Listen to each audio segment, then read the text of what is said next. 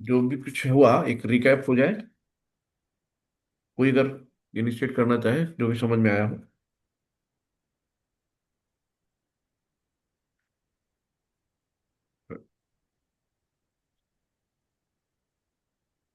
तो कुछ समझ में नहीं आया पिछला लग रहा है किसी को।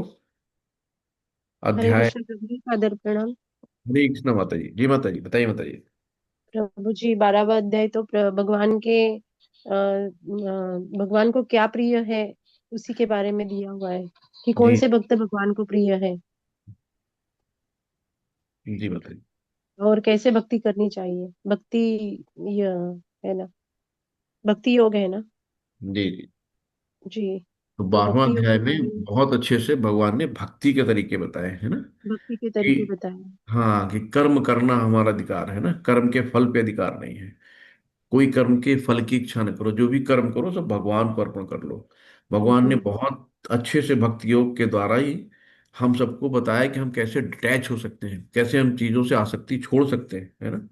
तो ये जब और सगुणवादी निर्विशेषवादियों की तुलना की है भगवान ने, कैसे कि हम विग्रह की पूजा करते हैं, है ना। निर्विशेषवादी क्या कहते हैं, कोई मतलब रूप नहीं होता है। निर्विशेषवादियों का कहना है कि भगवान का कोई रूप आकार नहीं होता है, वो निराकार परम ब्रह्म होते हैं। क्योंकि वो सब ब्रह्म ज्योति तक जाते हैं। ब्रह्म ज्योति मतलब जो भगवान के शरीर का तेज है, वो है ब्रह्म ज्योति। तो जो निराकारवादी हैं, निर्विशेषवादी हैं, मायावादी हैं, ये सब ब्रह्म ज्योति तक जाते हैं। ये भी योगी होते हैं, ध्यान लगाते हैं, मेडिटेशन करते हैं, भगवान की पूजा करते हैं, लेकिन सेवा नहीं कर पाते हैं, क्योंकि सेवा तो विग्रह की हो पाएगी। तो ये ब्रह्म ज्योति तक जाते हैं, यानी कि पुण्य कर्म होते हैं, लेकिन पुण्य कर्म क्षीण होने पे फिर उन्हें वापस आना पड़ता है इस मृत्यु लोक में। लेकिन जो भगवान के शुद्ध भक्त हैं, वो जो श्री विग्रह की सेवा अर्चना करते हैं, उनका नित्य ध्यान करते हैं, वो भगवान की शरण में जाते हैं, यानी गोलोक वृंदावन धाम जाते हैं, जहां से कोई फिर वापस नहीं आता है ना। तो हमें भगवान बताते हैं कि कैसे जन्म मरण के चक्कर से हमें छूटना है, कैसे इस भव सागर को पार करना है। और इतना सरल बता दिया कि जैसे कि भव सागर इतना बड़ा कि जैसे कि गाय के बछड़े का गोखुर होता है ना, पैर का, उतना बड़ा, बस ऐसे लांग जाओ, है ना। बहुत ज्यादा नहीं, सागर का मतलब कि बहुत लंबा हो गया। तो भगवान ने हर तरीके से बताया है कि भाई आप साधना भक्ति कर लो, है ना। साधना भक्ति कैसे होती है, जब दीक्षा लेते हैं ना, तो गुरु हमें बताते हैं कि कैसे कैसे किन नियम कर्मों के द्वारा आपको पूजा करनी है। पहले अगरबत्ती जलानी है, फिर धूप का वो दिया जलाना है ना, क्या क्या सब चावल, सब एक एक विधि बताते हैं कि कैसे आप भगवान के अर्चा विग्रह की पूजा करेंगे, कैसे उनको श्रृंगार करेंगे, अभिषेक करेंगे। तो ये विधि विधानों का पालन करो, यानी कि मेन क्या है कि 4 नियमों का पालन करो और 16 माला करो, है ना। तो प्रभुपाद जी ने स्वयं गारंटी दी है कि जो 4 नियमों का पालन करेगा और 16 माला करेगा, वो मेरी गारंटी कि मैं उसको भगवत धाम लेके जाऊंगा। तो कलयुग में जो सतयुगी, त्रेता और ये द्वापर युग के लोग हैं, ये भी तरसते हैं कि कलयुग में मुझे जन्म मिले। क्यों मिले? क्योंकि कलयुग में भक्ति बहुत आसान है, सबसे सरल है। कलयुग केवल नाम आधारा, सुमिर सुमिर जग उतरे पारा। तो कलयुग में सिर्फ नाम जप है, नाम संकीर्तन यज्ञ, है ना। हमें बहुत बड़े हवन नहीं करने, बहुत बड़े कर्मकांड नहीं करने, हजारों साल हमें एक पैर पे नहीं खड़ा होना है, सिर को मिट्टी में गाड़ के नहीं लंबे खड़े होना है ना, कोई बहुत ज्यादा हमें योग प्रणाली नहीं करनी। सिर्फ और सिर्फ अपने गृहस्थ जीवन में रह के, अपने बीवी बच्चों परिवार में रह के, सबकी सेवा करते हुए भगवान की सेवा कर लेनी है ना। कितना सरल है, कुछ भी नहीं करना, सिर्फ 4 नियमों का पालन। सबको पता होगा कि हमें 4 नियमों का पालन करना है और 16 माला करनी है ना। तो साधना भक्ति क्या होती है कि जो गुरु द्वारा बताए गए निर्देश हैं, हम उनका पालन करते हैं। भगवान फिर बताते हैं कि अगर आप साधना भक्ति नहीं कर सकते हो, है ना, तो निष्काम भाव से निष्काम भक्ति कर लो। निष्काम क्या, कि एक सकाम होता है काम, सकाम जो हम अपने लिए करते हैं, है ना, ये मैंने किया, ये मेरा मेरा। एक निष्काम भाव से कर लो, कि जो निष्काम कर्मयोग कहते हैं, कि सेवा करके जो भी कर्म फल मिले, हमें क्या करना है, कर्म के फलों को भगवान को समर्पित कर देना है। तो हमें फल की इच्छा नहीं करनी है, ये निष्काम भाव में हो गया। सकाम में हमें फल की इच्छा होती है ना। तो दूसरा सकाम में अगर ये भी नहीं कर सकते हो, तो सकाम सेवा, सकाम कर्मयोग होते हैं। सकाम कर्मयोग होते हैं कि भाई हम कुछ नहीं कर पाते तो चलो यार मंदिर में सहयोग कर देते हैं, कुछ दान कर देते हैं, है ना। क्योंकि मंदिर देखो कैसे चलते हैं, मंदिर गृहस्थों से चलते हैं ना, जो 10-10 रुपए, 2-2 रुपए, 5-5 रुपए, 100 रुपए, 200 रुपए, लाख, 2 लाख, करोड़, जिसकी जितनी कैपेसिटी है, दान करता है। तो जो गृहस्थ होते हैं, गृहस्थ के दान देने से मंदिर चलता है। मंदिर में बहुत से खर्चे होते हैं, है ना। अर्चे विग्रह की सेवा होती है, श्रृंगार होता है, फूल आते हैं, ब्राह्मण जो वहाँ पे सेवा करते हैं वो कहाँ से कमाएंगे, उनको भी, उनका भी घर गृहस्थी होती है, उनको भी खर्च सैलरी दी जाती है। प्रसादम बढ़ता है, फ्री लंगर बढ़ता है ना। वहाँ पे रख रखाव सब कुछ, बहुत सी चीजें होती हैं। तो मेंटेनेंस वगैरह तो सब कैसे आता है, जो हम लोग दान करते हैं वही आता है, उसी से मंदिर चलता है। तो भगवान के मंदिर में जो है ना, कि उनकी अपनी सेवा ले लो, कुछ नहीं कर सकते हो भाई, आप राजमिस्त्री हो, जाके 2 ईंट लगाओ, जाके वहां पे मजदूरी वाले कुछ पैसे नहीं भाई, चलो हाथ हाथ से मजदूरी कराते हैं, जाके कुछ सेवा कराते हैं, मंदिर की सफाई कर लेते हैं, मंदिर के रख रखाव में लेते हैं ना। तो भगवान के मंदिर में सेवा करनी है कैसे भी, है प्रसादम। कभी एक तरफ भाई आज एकादशी है, एकादशी में मेरी तरफ से मंदिर में प्रसाद बटेगा। आज एकादशी है, हम लोग जा रहे हैं अपना फूल लेके, भगवान का फूलों से श्रृंगार करेंगे। तो इस तरीके से सकाम कर्म योग होता है। तो शरीर से सेवा करो, है ना। भाई जिसके पास पैसे हैं, पैसे से सेवा कर दिया, पैसे नहीं अपना शरीर से सेवा कर दिया। फिर भगवान कहते हैं कि ये भी नहीं करते तो भैया ज्ञान प्राप्त कर लो, है ना। कि जब तक बिन गुरु होए ना ज्ञान, और ज्ञान बिन बैराग, जब तक गुरु नहीं मिलते हैं तब तक ज्ञान भी नहीं आता है, और जब तक ज्ञान नहीं होता वैराग्य नहीं मिलता है। तो हमें क्या करना है कि एक ज्ञान में, ज्ञान हमें गुरु से मिलेगा। जब तक ज्ञान नहीं आता ना, विरक्त नहीं होती चीजों से, हम मोह छूटता नहीं हमारा, हम अटैच रहते हैं। हाय रे मेरा ये छूट जाएगा, कैसे होगा, है ना। आपका मोबाइल है, आपके हाथ से गिर जाए, चोरी हो जाए, संतोष कर लोगे, लेकिन अगर कोई कह दे मुझे दे दो, नहीं देगा आदमी, कोई भी नहीं देता है ना। तो इस तरीके से पर्स से, पर्स गिर जाए, उसमें हजारों रुपए निकल जाए, ठीक है, लेकिन कोई अगर कह दे भाई 10 रुपए दे दो, तो क्यों दे दे, है ना। तो ये चीजें हमारी है। तो भगवान पाप पुण्य सब जो है, क्या होता है ना, कि ये सब जितने भी हम कहते हैं कि पाप करा है, पुण्य किया, इन सबसे बनी है सबसे बड़ी सेवा है माधव सेवा। आप, बहुत से लोग कहते हैं भाई मैं देखो बहुत ज्यादा तत्कर्म नहीं कर पाता हूँ, मैं पूजा पाठ नहीं कर पाता हूँ, मैं बहुत गलत नहीं करता हूँ, मैं सबके साथ अच्छा बिहेव करता हूँ, और मैं दान भी कर लेता हूँ, बाकी मुझसे नहीं हो पाता है ना।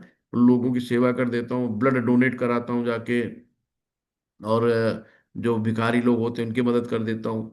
तो ये मानव सेवा माधव सेवा नहीं है, है ना। ये जो चीजें हैं अच्छी हैं, ठीक है, आप पुण्य कर्म कर रहे हो, तो पुण्य कर्म का श्रेय, पुण्य कर्म का आपको पुण्य कर्म का मिलेगा, आपको उसका ज्यादा से ज्यादा आप स्वर्ग लोक तक जाएंगे, जहाँ देवता लोग निवास करते हैं, देवताओं की जैसी आपकी प्रकृति हो जाएगी, देवताओं के जैसे सारे सुख मिलेंगे आपको। लेकिन जब आपके पुण्य कर्म छीन होंगे, तो फिर से आपको इस जन्म मृत्यु जरा व्याधि के चक्कर में पड़ना होने, यानी कि तो खाले शाश्वतम में फिर से आना पड़ेगा आपको, है ना, फिर से वापस आना पड़ेगा। तो हमें क्या करना है कि भगवान की सेवा करनी है ना। सेवा तो हम करने के लिए आए हैं, चाहे परिवार के करें, भी बच्चों के करें, कुत्ते पाल लें उनकी करें, है ना। आदमी कहता है देखो ये मैंने बुलडॉग लाया हूँ, बढ़िया जर्मन शेफर्ड है, तो मैं इसका मालिक हूँ। लेकिन उनसे पूछो मालिक तुम हो कि कुत्ता है, कुत्ते की पोटी कौन साफ करता है, कुत्ते को टहलाने कौन जाता है, कुत्ते को खिलाता कौन है, तो कुत्ता मालिक है ना। वो हमें लगता है कि हम मालिक है कुत्ते का। तो आदमी इसी गलतफहमी में हमेशा बना रहता है। तो ऐसे ही आगे बताया गया कि भक्तों, कि हमें भक्तों का संग चाहिए, है ना। ABCD एसोसिएशन, यानी कि हमें भक्तों का संग चाहिए। बुक, हमें बुक पढ़ना है। प्रभुपाद जी ने कहा कि आई एम नेवर डाई, मैं कभी नहीं मरूंगा, मैं अपनी पुस्तकों में जिंदा रहूंगा। तो प्रभुपाद जी से आप आशीर्वाद लीजिए, है ना, गुरु हैं। तो कैसे मिलेगा, उनकी बुक्स पढ़ के, है ना। जब बुक पढ़ेंगे तो हमें ज्ञान होगा। और क्या है, चैंटिंग करना, हमें 16 माला करनी है, हरे कृष्ण कृष्ण कृष्ण हरे हरे, हरे राम राम राम हरे हरे। एक एक शब्द को शुद्ध से बोलना है, और शुद्ध रूप से सुनना है अपने ही शब्दों को, और मतलब हल्का सा बोल के, है ना। तो इस तरीके से हमें शुद्ध उच्चारण से हरे कृष्ण मंत्र का जप करना है, चैंटिंग करनी है। और डी से क्या हो गया, डाइट, यानी कि जो भी हम खाएंगे, अगर आपने पीछे पढ़ा होगा ना, कि जो भी हम अगर भगवान को बिना ऑफर किए खाते हैं तो हम पाप खाते हैं। आपका बच्चा है, आपका बर्थडे है, मैरिज एनिवर्सरी है, तो बच्चे गिफ्ट लाते हैं, कहाँ से लाते हैं, आप ही के तो पैसे हैं ना, आप ही ने उनको जेब खर्च दिया था, तो आपके पैसे से बच्चे गिफ्ट लेके आते हैं। आपको कैसा लगता है, क्या फील होता है, ये तो नहीं कहते यार ये देखो मैंने पैसे दिया था तुम गिफ्ट ले आए, है ना। बड़ा प्यार आता है बच्चे के ऊपर, चलो बच्चे ने मेरे बारे में सोचा तो, है ना, भाव। तो ऐसे ही सब कुछ, ईशावास्यमिदं सर्वम यत् किंचन जगत्याम जगत तेन त्यक्तेन भुंजीथा मागथा कश्चित् धम। कि जो भी है सब भगवान का है, सब कुछ भगवान का है ना। पूरा ब्रह्मांड भगवान का है, पूरी सृष्टि भगवान की। भगवान सोचो, आप क्या हम लोग क्या करते हैं? कुछ नहीं करते। भगवान कितनी मेहनत करते हैं। आज भगवान ये गुरुत्वाकर्षण बल न बनाए तो आकाश धरती एक हो जाए, सब गिर जाए, जैसे छपरे में थूनी लगाई जाती है ना, नीचे चलाए। तो भगवान बेचारे कैसे कैसे, जितने सूर्य हैं चंद्र में, सबको व्यवस्थित करना, सब पर्टिकुलर नियमित अपनी कक्षाओं में घूमना, है ना, कितना बड़ा काम है पूरे ब्रह्मांड के। आज आप सोचो, आपके एरिया में कितनी चींटी हैं, कितने एनिमल हैं, कितने जानवर हैं, है ना। उनको क्या आप खाना खिलाते हो? है ना? पूरे वर्ल्ड में कितने जीव जंतु हैं, क्या आप उनका नरिशमेंट देते हो? कितने पेड़ पौधे हैं। आज सोचो, चंद्रमा अपने टाइम से ना उगे तो क्या हमें जो फलों की सब्जियों, जो सब्जी हैं, फल हैं, उनमें कलर स्वाद कोई दे सकता है? कहाँ से आएगा? है ना, तरह तरह के व्यंजन हैं, अलग अलग कलर हैं, अलग अलग फूल हैं, ये सब कहाँ से आते हैं? तो सब भगवान के द्वारा उद्भूत हैं। भगवान ने सारी संरचना कर रखी है, सबको अपने अपनी ड्यूटी लगा रखी, सब अपने नियत काम पे, कभी कोई हड़ताल नहीं करता है ना, कभी कोई जिंदाबाद मुर्दाबाद नहीं करता है। सब नियत समय पे अपना आते हैं, सब अपना काम अच्छे से करते हैं, 1% कोई त्रुटि नहीं होती है। तो ये सब कौन करता है ना? भगवान के साथ जो कितना काम है, पूरे वर्ल्ड की संघ। अब हम एक परिवार नहीं संभाल पाते हैं, 5 लोगों को परिवार होता है, मियाँ बीवी, 2 बच्चे या 3 बच्चे, उसमें कितनी हाय हाय होती है, कितना मगजमारी होती है ना। और हम भगवान से चले द्वेष करने की, भगवान हम भी जाके आपकी तरह मालिक बनेंगे। तो भगवान ने कहा भाई जाओ, बनो जाके मालिक, भेज दिया यहाँ पे, है ना। तो यहाँ पे कोई सुखी नहीं है, यहाँ सब दुखी है ना। तो इसी तरीके से हमें भक्त बनना है ना, भक्त बनना है और भगवान के भक्तों के साथ रहना है। तो इस तरीके से सब चीजें हम लोगों ने की कहा, कि सुना पीछे क्या क्या रहा, कि भक्तों के संग में हमें बहुत सी चीजें सीखने को मिलती है। अरे ऐसे करते हो, अच्छा ऐसे करते हो, अच्छा अच्छा मुझे नहीं पता था, है ना। बहुत सी चीजें हैं कि भक्त एक दूसरे के देखने से सीख जाते हैं, जो नहीं पता था। बहुत सी त्रुटियां हम लोग करते हैं, अपनी गलती हमें नहीं दिखाई देती ना, कि हम गलत है सही है, हमारा बिहेवियर अच्छा है गलत है ना, हम जैसे हैं ठीक है। कोई भी अपने आप को गलत नहीं कहता। लेकिन जब सामने वाला कोई हमारे दोस्त को बताता तो हमें लगता अच्छा हाँ यार, ये तो मेरी गलती थी, है ना। और जो भक्त होता है ना, इजीली एक्सेप्ट कर लेता है। जो भक्त नहीं होता है वो कहता है हाँ तुम बताओगे मुझे, तो अहम आ जाता है। अहम नहीं रखना है। तो अब हमें क्या करना है कि हम आगे आते हैं। तो ये पिछले अध्याय का था, तुमने सोचा थोड़ा सा ले ले साथ में। अब 12वें अध्याय में यहाँ पे अर्जुन के क्वेश्चन होते हैं। अर्जुन जो भी क्वेश्चन करते हैं वो सब हम लोगों के लिए करते हैं, है ना। अर्जुन मतलब कि हम लोगों की जिज्ञासा है, और हम लोगों की जिज्ञासा भगवान स्वयं बता रहे हैं। आप सोचो, जो गंगा जल है भगवान के चरणों से निकला है, अंगूठे से निकली है, कितनी पवित्र है। हम लोग गंगा स्नान जाते हैं, तीर्थ स्नान करने जाते हैं, नहाते हैं कि हमारे पाप धुल जाएं। और ये भगवान की स्वयं वाणी है, जो भगवान के मुख से निकली है, तो कितनी पवित्र होगी, है ना। तो केवल हम इसका स्वाध्ययन या केवल सुन रहे हैं, इसको श्रवण कर रहे हैं, तो सुनने में भी भगवान की हम पूजा कर रहे हैं, है ना। पढ़ने में भी भगवान को हम इनडायरेक्टली उनकी पूजा कर रहे हैं। तो आप सब लोग कितने खुश नसीब हैं कि आज सुबह सुबह बैठ के सतोगुणी, यानी सुबह सुबह का माहौल सतोगुणी होता है, दोपहर तक हम लोग रजोगुणी हो जाते हैं, और फिर रात तक तमोगुणी हो जाते हैं, है ना। तो सतोगुणी माहौल में सब लोग शांत मन से भगवान के बारे में सुन रहे हैं, भगवान हमें क्या बता रहे हैं, क्या पढ़ा रहे हैं। अर्जुन उवाच प्रकृतिं पुरुषं चैव क्षेत्रं क्षेत्रज्ञमेव च एतद्वेत्तुमिच्छामि ज्ञानं ज्ञेयं च केशवः। श्रीभगवानुवाच इदं शरीरं कौन्तेय क्षेत्रमित्यभिधीयते एततो वेत्ति ता प्राहुं क्षेत्रज्ञ इत्यतद्विधि। शिल प्रपात की जय। यहाँ पे अर्जुन ने भगवान से पूछा कि हे कृष्ण, है ना, हे कृष्ण, हे सखा, हे प्रिय। अर्जुन मित्र थे भगवान के, है ना। जो सच्चा भक्त होता है, जो बहुत शुद्ध वैष्णव होता है, भगवान कहते हैं कि वो मेरा मित्र है ना। भगवान उसको अपना मित्र मानते हैं। जितने भी भक्त हैं, भगवान कहते हैं जो भी भक्त हैं मेरे मित्र हैं। तो मित्रों को तो पूरा अधिकार रहता है, किसी को कुछ भी बोल दे। तो मैं प्रकृति एवं पुरुष यानी भोक्ता, क्षेत्र क्षेत्रज्ञ तथा ज्ञान एवं ज्ञेय के विषय में जानने का इच्छुक हूँ। तो भगवान यहाँ बताते हैं कि हे कुंती पुत्र, यह शरीर क्षेत्र कहलाता है। जो हमारा शरीर है ये क्षेत्र कहलाता है, और इस शरीर को जानने वाला क्षेत्र कहलाता है। यानी कि जो शरीर, शरीर क्या है? भौतिक शरीर है ना। शरीर नश्वर है, शरीर पंच तत्व से बना है, चित्त जल पावक गगन समीरा, पंच तत्व से बना शरीर। तो ये जो भौतिक चीजें जितनी भी आपको, जितनी भी आंखों से दिखाई देती हैं, सब नश्वर हैं, सब नासवान हैं, सबका आज नहीं तो कल खत्म होना ही होना है ना। जो भी आपको आंखों से दिख रही हैं वो खत्म होनी है। इसीलिए भगवान आंखों से नहीं दिखते। भगवान को देखने के लिए हमें दिव्य नेत्र चाहिए, है ना। भगवान उसके लिए अलग से आंखें देते हैं, क्योंकि भगवान आध्यात्मिक है, भगवान का हम अंश हैं। तो जो भगवान का अंश क्या है? आत्मा। तो आत्मा नश्वर है, कभी उसका न कोई काट सकता, न जला सकता, न कोई उसको कुछ भी कर सकता। तो आत्मा अविनाशी है, शरीर नश्वर है। तो शरीर भौतिक है। तो शरीर क्या है? भौतिक क्षेत्र है ना। अब इसको, शरीर को जानने वाला क्या कहलाता है? क्षेत्र यानी पुरुष, जो शरीर को जानता है ना। और परमात्मा है जो आनंद भोगता है। अब उसमें क्या है? चेतना यानी विज्ञान योग, तो डायरेक्ट जीवन से रिलेटेड होती है। तो पुरुष, प्रकृति और चेतना, ये सब मिलके ही हमें चीजों को आगे बताएंगे, इसके बारे में और भी समझेंगे। ये थोड़ा सा ध्यान लगा के समझना है कि हमें ये सब चीजें थोड़ी सी पहली पहली बार आती है ना, तो एक दो बार में समझ नहीं आती। तो मैं कोशिश करूंगा। तो भक्ति में ज्ञान आवश्यक है ना। तो भक्ति रूपी जो यात्रा के लिए हमें पूर्णतः ज्ञान की आवश्यकता है। और ज्ञान, ज्ञान मतलब हम अंधेरे से उजाले की ओर आए, यानी कि अज्ञान अंधेरा होता है और ज्ञान प्रकाश होता है। तो हमें यही देखना है कि ये अब पूरा जो चलेगा 13 से लेके 18 तक, ये ज्ञान योग है। पहले हम लोग पढ़ चुके हैं कर्म योग, है ना, 1 से 6। और उसके बाद फिर भक्ति योग पढ़ा, तो 12वें अध्याय तक भक्ति योग खत्म हुआ। अब यहाँ पे हम लोग ज्ञान योग पे आ गए। तो 3 चरणों में भगवान ने इसको बहुत अच्छे से संग्रह किया है। भक्ति को एकदम बीच में रखा, सेंटर में रखा है। तो इस तरीके से चीजें हैं कि हमें इस भौतिक शरीर को समझना है। तात्पर्य पढ़ लेते हैं हम लोग, शिला प्रपात कीजिए। तात्पर्य शिल प्रपात द्वारा, कि अर्जुन प्रकृति पुरुष क्षेत्र तथा क्षेत्र ज्ञान तथा ज्ञेय के विषय में जानने का इच्छुक था।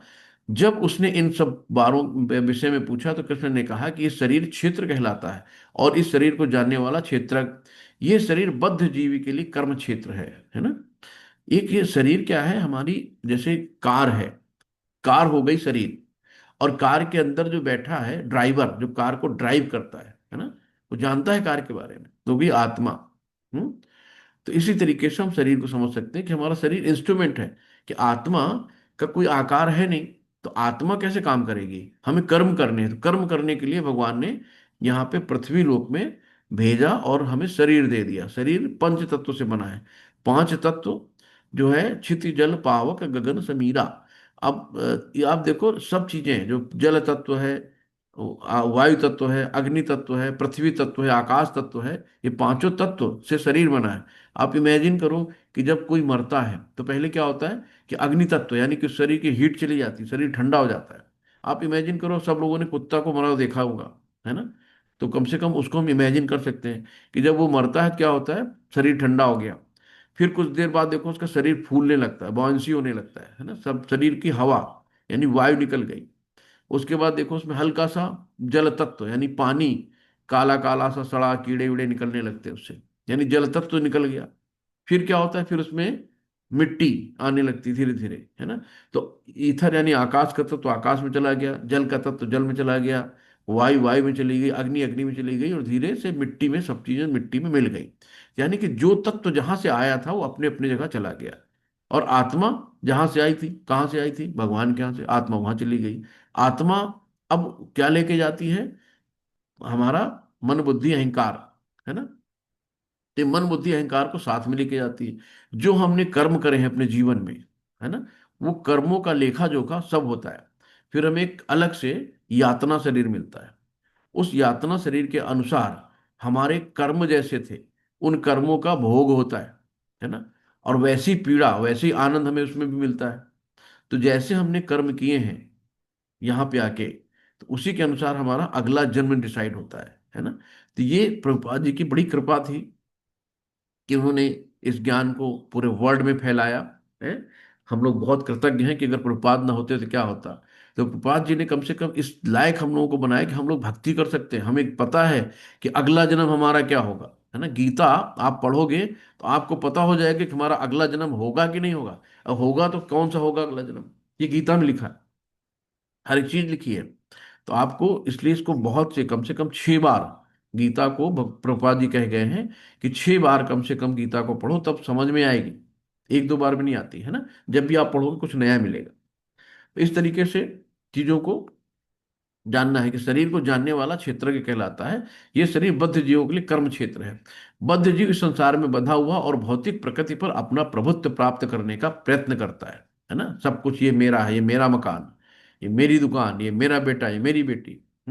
हम आपसे कहें कि आप कहो कि भाई आप अपना हाथ छू लो, आपने हाथ छू लिया, अपना मत्था छू लो, मत्था छू लो, अपना पेट छू लो, पेट छू लो। फिर हम कहेंगे अपने आप को छू लो, अपने आप को छू पाओगे अपने आप? हाँ मैं कौन हूं भाई? यही क्वेश्चन होता है कि हु एम आई, कि मैं कौन हूं। तो मैं एक आत्मा हूं, है ना। ये शरीर है। तो शरीर क्या है? शरीर हमारा इंस्ट्रूमेंट है, शरीर के द्वारा हम कर्म करते हैं, लेकिन एक्चुअल में हम क्या हैं? आत्मा, है ना। तो हमें यही समझना जो हमने सेकंड अध्याय में समझा कि हम, जो ज्ञान भगवान ने दिया कि हम शरीर नहीं आत्मा है ना। फिर भगवान ने क्या बताया कि आत्मा और परमात्मा साथ रहते हैं। जितने भी जीव हैं सबके हृदय में परमात्मा का वास है। क्षीरोदक्षाय विष्णु के रूप में भगवान प्रत्येक जीव के हृदय में वास करते हैं। फिर हमने समझा कि अब ये तो हो गया, तो अब हम परमात्मा को प्रसन्न कैसे करें। भक्ति योग आपने पढ़ा, है ना, कि कैसे कैसे हमें विधि विधानों से अनन्य भक्ति करनी है। सिर्फ सरल मार्ग है, भगवान को प्राप्त करने का एक ही मार्ग है कि अनन्य भाव से भगवान को भजा जाए। तो भगवान की अनन्य भक्ति, है ना। तो ये कर्म क्षेत्र शरीर है, और शरीर का क्या है? शरीर इंद्रियों से बना हुआ है। बद्ध जीव इंद्रिय तृप्ति चाहता है ना।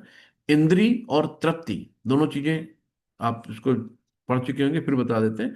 इंद्रिय जैसे हमारी 5 इंद्रियां हैं ना, जिह्वा, नाक, कान, आंख, त्वचा। तो जैसे कि जीभ है, जीभ को लेने सबसे ज्यादा चटोरी होती है। कि आपने जैसे रसगुल्ला लिया, हम्म तो रसगुल्ला हो गया विषय, और इंद्री जीभ हो गई। तो जब रसगुल्ला जुबान पे आया ना, तो ये बन गया इंद्री विषय। और जब वाह क्या मजा आया, तो इंद्री तृप्ति, है ना। उसमें जो स्वाद मिलता है ना, वो इंद्री तृप्ति, आहा मजा आ गया। तो ये चीजें हैं, इंद्री तृप्ति, इंद्री विषय और इंद्रियों के बारे में एकदम क्लियर रही है। तो इंद्रिय तृप्ति को भोगने की क्षमता के अनुसार उसे शरीर या कर्म क्षेत्र प्रदान किया जाता है। इसलिए बद्ध जीव के लिए शरीर क्षेत्र अथवा कर्म क्षेत्र कहलाता है। जो व्यक्ति अपने आप को शरीर मानता है वो क्षेत्रज्ञ कहलाता है ना। तो क्षेत्रज्ञ मतलब जो शरीर को जानने वाला है। क्षेत्र तथा क्षेत्रज्ञ अथवा शरीर और शरीर के ज्ञाता यानी देही, देह और देही। देह मतलब शरीर, देही मतलब उसको जानने वाला, का अंतर समझ पाना कठिन नहीं है। कोई भी व्यक्ति ये सोच सकता है कि बाल्यकाल से वृद्धावस्था तक उसमें अनेक परिवर्तन होते रहते हैं, है ना। देश बिनो यथा देहे कौमारम यौवन जरा तथा देहांतर प्राप्तिर धीरस्तश्च नमुसिति। तो ये जो क्रमबद्ध तरीके से ना बच्चा पैदा हुआ, बालक हुआ, बालक से फिर तरुण हुआ, तरुण से वृद्ध रूप में बदल जाता है। तो ये शरीरधारी जानता है कि शरीर परिवर्तन हो रहा है ना। आपको पता है ना कि हम पहले बच्चे थे, फिर धीरे धीरे बड़े हुए, फिर बूढ़े हो रहे हैं। फिर जाना है, सबको पता है ना। एक बार युधिष्ठिर से दक्ष ने यही पूछा था, जब उनके पानी लेने गए थे भाई, तो उन्होंने कहा मेरे सवालों का जवाब दो नहीं मैं मार दूंगा। तो तीनों भाई नहीं रहे, तो युधिष्ठिर स्वयं गए। तो बोले कौन भाई इतने बलवान, जो मेरे बलवान भाई हैं, इनको कौन मार सकता है? तो उन्होंने कहा कि मेरे सवाल का जवाब दो, नहीं तुम्हारी भी यही गति होगी। तो उन्होंने पूछो, तो उन्होंने कहा कि ऐसा कौन सा दुनिया में आश्चर्य है कि जो आदमी देख के भी, मतलब सबसे बड़ा आश्चर्य बताओ दुनिया का, उन्होंने पूछा। तो फिर युधिष्ठिर ने कहा कि सबसे बड़ा आश्चर्य यह है कि रोज हमारे नाते रिश्तेदार, अगल बगल, पड़ोसी अड़ोसी सब दुनिया में देखते हैं, अरे फलाना मर गया, अरे वो भी मर गया, अरे ऐसा हो गया। लेकिन कभी नहीं सोचता कि मुझे भी मरना है। हम्म? कभी नहीं सोचता मुझे मरना है, वो जिए जा रहा है। उसको लगता है मैं 600 साल के लिए उम्र लेके आया हूँ, मुझे कोई टेंशन नहीं है। और खूब समय बर्बाद करता है। पिक्चर देखाएगा 3 घंटे, रील, हा रील देखता रहेगा ना। सबसे बड़ा माया जो भगवान ने इस समय कलयुग में भेजी है ना, तो मोबाइल में रील भेज दी है। हर आदमी रील में ही व्यस्त रहता है, रील में बिजी रहता है। तो ये है। तो क्या करना है कि हमें अपने आप को जो भी समय है भगवान की सेवा में लगानी है। है ना। हम ये समझना है कि मेरे पास समय बहुत कम है। जैसे आप कभी उधार की किताब लेके आए हो ना, किसी से किताब मांग के लाओ तो लगता है जल्दी जल्दी पढ़ लें, निकल देनी है। ऐसे शरीर है, जल्दी जल्दी इसका यूज कर लो, कल इसको जाना है, कल इसको वापस देना है जहां से आया है ना। जो छित जल पाओ गगन समीरा, सब अपना अपना ले जाएंगे वापस, तो मेरे पास कुछ नहीं बचेगा। तो जितना ज्यादा हम इसका यूज कर सकते हैं कर लें, है ना। लोग शरीर को मजबूत करने के लिए जाते हैं जिम, 2 2 3 3 घंटे। गरीब आदमी बेचारा मेहनत करके पेट पालता है, और जो अमीर आदमी होता है वो अपना पेट कम करने के लिए जिम जाता है ना। तो हमें क्या करना है कि जिम जाने के बजाय भगवान के सामने बैठना है, भगवान के साथ माला करनी है, प्रचार करना है, लोगों के साथ कृष्ण के नाम को और आगे बढ़ाना है ना। भगवान इससे बहुत खुश होते हैं। पुस्तकें वितरण करनी है, कृष्ण के बारे में बताना है लोगों को, तो बहुत काम है ना। तो अपने घर के काम निपटाओ, दिनचर्या के काम निपटाओ, जो समय बचे वो भगवान में लगा दो। तो ये सब चीजें हैं। तो यहाँ पे कभी कभी सोचते हैं कि मैं बहुत सुखी हूँ, पुरुष हूँ, स्त्री हूँ, कुत्ता हूँ, बिल्ली हूँ, है ना। ये सब हमारा मैं कुछ नहीं है। तो ये ज्ञाता के शारीरिक उपाधियां अपाधियां हैं, लेकिन ज्ञाता शरीर से भिन्न होता है। भले हम तरह तरह की वस्तुएं प्रयोग में लाएं, जैसे कपड़े इत्यादि, लेकिन हम जानते हैं कि इन वस्तुओं से भिन्न है। इसी प्रकार थोड़ा विचार करने पर हम ये भी जानते हैं कि शरीर भी भिन्न है। मैं, तुम या अन्य कोई जिसने शरीर धारण कर रखा है क्षेत्रज्ञ कहलाता है, अर्थात वो कर्म क्षेत्र का ज्ञाता। ये शरीर क्षेत्र है, साक्षात कर्म क्षेत्र है। तो यहाँ पे आगे एक उदाहरण भी दिया गया है कि जैसे कि एक किसान है, तो किसान अपने खेत के बारे में जानेगा, है ना, कि ये खेत मेरा है। लेकिन वहां का जो लेखपाल है गांव का, वो लेखपाल उन सारे गांव के जितने भी किसान के क्षेत्र हैं, सबके खेतों के बारे में जानता है ना। लेकिन वहीं पे अगर वो एसडीएम वगैरह लेवल पे है, तो पूरे जिले के जितने भी हैं वहां पे, जितने इस जिले में गांव आते हैं, सबके बारे में जानता है ना। तो ऐसे चीजें हैं कि हम अपने क्षेत्र के बारे में जानते हैं, हम अपने शरीर के बारे में जानते हैं, आप अपने शरीर के बारे में जानते हो। लेकिन और कोई क्या किसी के शरीर में जानता है? हम आपके शरीर के बारे में नहीं जानते हैं, है ना। तो हर व्यक्ति अपने अपने शरीर के बारे में जानता है, लेकिन परमात्मा क्या है कि इस ब्रह्मांड में जितने भी जीव हैं सबके बारे में जानते हैं। हम्म? क्षेत्रज्ञ चापि मां विद्धि सर्व क्षेत्रेषु भारत, क्षेत्र क्षेत्रज्ञ ज्ञानम यच्च ज्ञानम मतम मम। शिल प्रपात की जय। हे भरतवंशी, तुम्हें ज्ञात होना चाहिए कि मैं समस्त शरीरों में ज्ञाता भी हूं, और इस शरीर तथा इसके ज्ञाता को जान लेना ज्ञान कहलाता है ना। तो भगवान यही कह रहे हैं, भरतवंशी अर्जुन को बोला कि तुम ये जानते हो ना कि मैं समस्त शरीरों, जितने भी इस वर्ल्ड में, पूरे ब्रह्मांड में जितने भी जीव हैं, सबके शरीर को भगवान जानते हैं। और इस शरीर तथा इसके ज्ञाता को जान लेना ज्ञान कहलाता है। तो जो शरीर है और शरीर को जानने वाला, इसको जान लेना ही ज्ञान कहलाता। भगवान कहते हैं कि ऐसा मेरा मत है। शिल प्रपात की जय। तात्पर्य शिल प्रपात द्वारा शरीर तथा शरीर की ज्ञाता, आत्मा तथा परमात्मा विषयक व्याख्यान के दौरान हमें तीन विभिन्न मिलेंगे। क्या? भगवान, जीव तथा पदार्थ। अब यहाँ पे प्रत्येक कर्म क्षेत्र में प्रत्येक शरीर की दो आत्माएं हैं, आत्मा तथा परमात्मा। तो अब जो भी है, कहा गया है ना कि आत्मा और परमात्मा संग है, साथ है। परमात्मा क्षीरोदक्षय विष्णु के रूप में हर प्राणी के हृदय में वास करते हैं। क्योंकि परमात्मा भगवान श्री कृष्ण का श्वास यानी अंश है उनका ना, अतः कृष्ण कहते हैं कि मैं भी ज्ञाता हूं, लेकिन मैं शरीर का व्यष्टि ज्ञाता नहीं हूं। व्यष्टि मतलब होता है इंडिविजुअल, है ना। तो इंडिविजुअल हम अपने आप को जानते हैं, लेकिन भगवान तो पूरे ब्रह्मांड को जानते हैं। मैं परम ज्ञाता हूँ, भगवान कहते हैं मैं परम ज्ञाता हूँ। मैं शरीर में परमात्मा के रूप में विद्यमान रहता हूँ। जो क्षेत्र तथा क्षेत्रज्ञ के अध्ययन भगवत गीता के माध्यम से सूक्ष्मता से करता है, उसे ज्ञान प्राप्त हो जाता है ना। भगवान कहते हैं कि मैं प्रत्येक शरीर के कर्म क्षेत्र का ज्ञाता हूँ। प्रत्येक शरीर, है ना, वर्ल्ड ब्रह्मांड में जितने भी जीव हैं, सबके कर्म क्षेत्र का ज्ञाता हूं।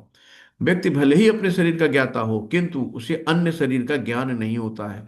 समस्त शरीर में परमात्मा रूप में विद्यमान भगवान समस्त शरीरों के विषय में जानते हैं।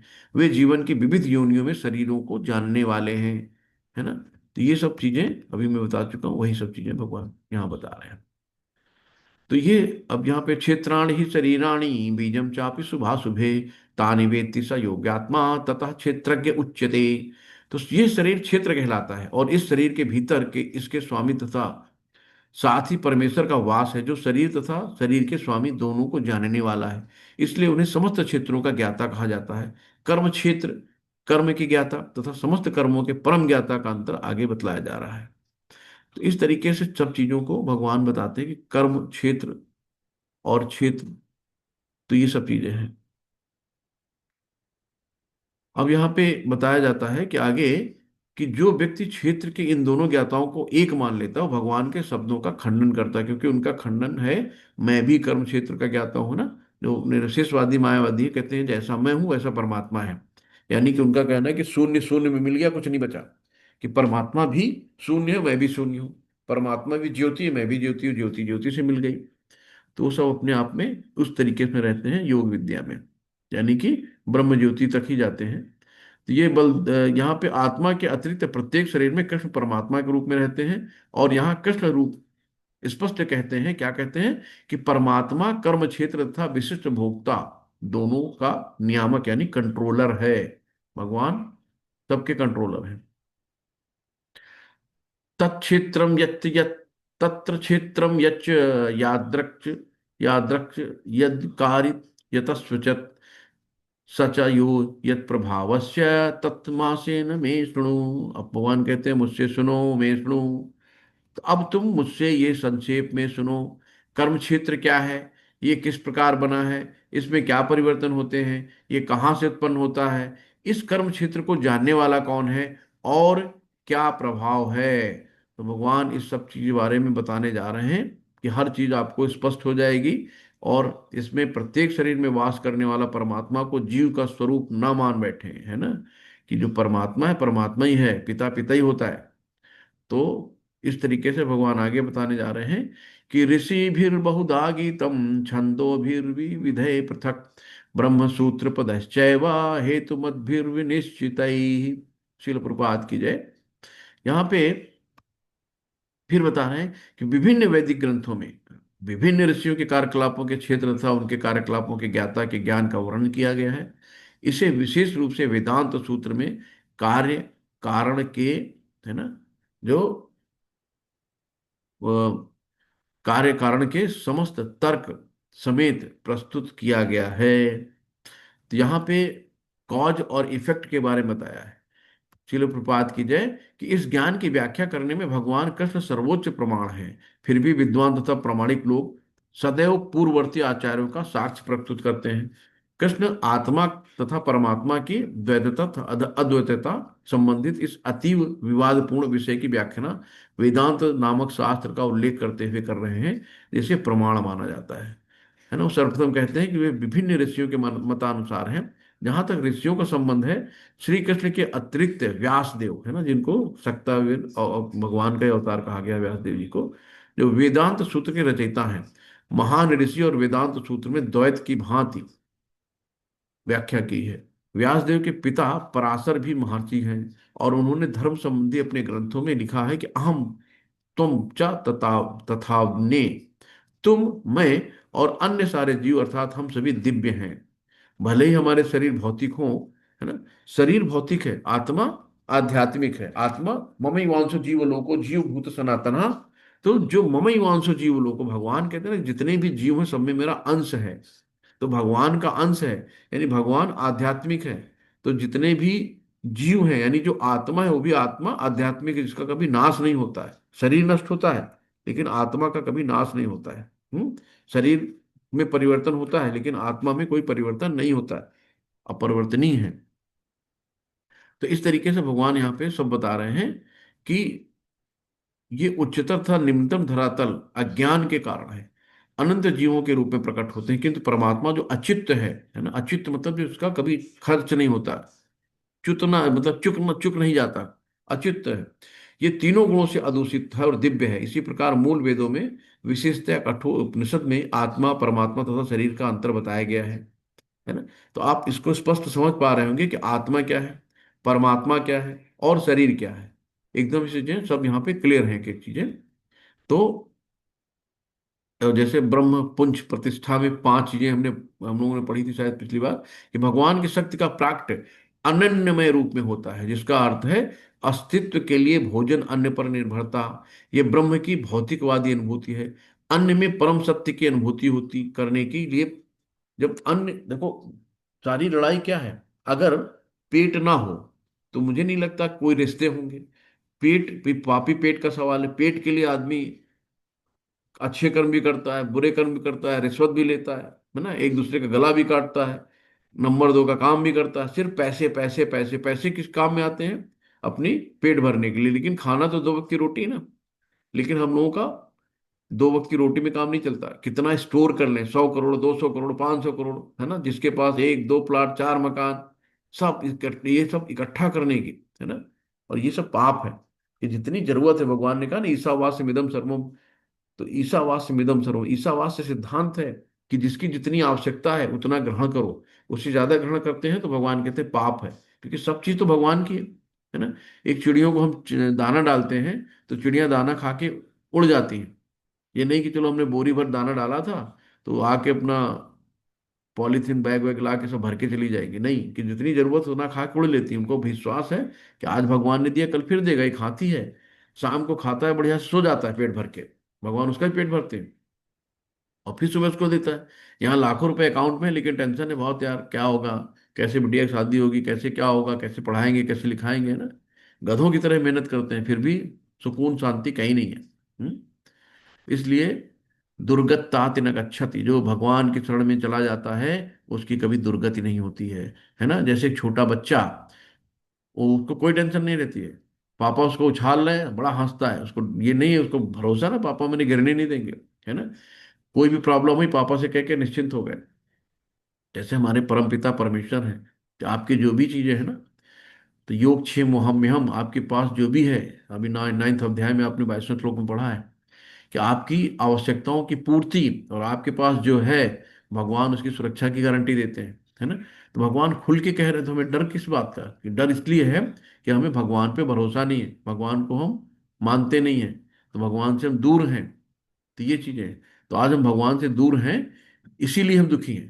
तो जिस दिन हम भगवान के करीब आ जाएंगे, सारे सुख, सुख का आगे होता है दुख, लेकिन आनंद, आनंद का कोई उल्टा नहीं है। तो हमें परमानंद की अनुभूति होती है ना।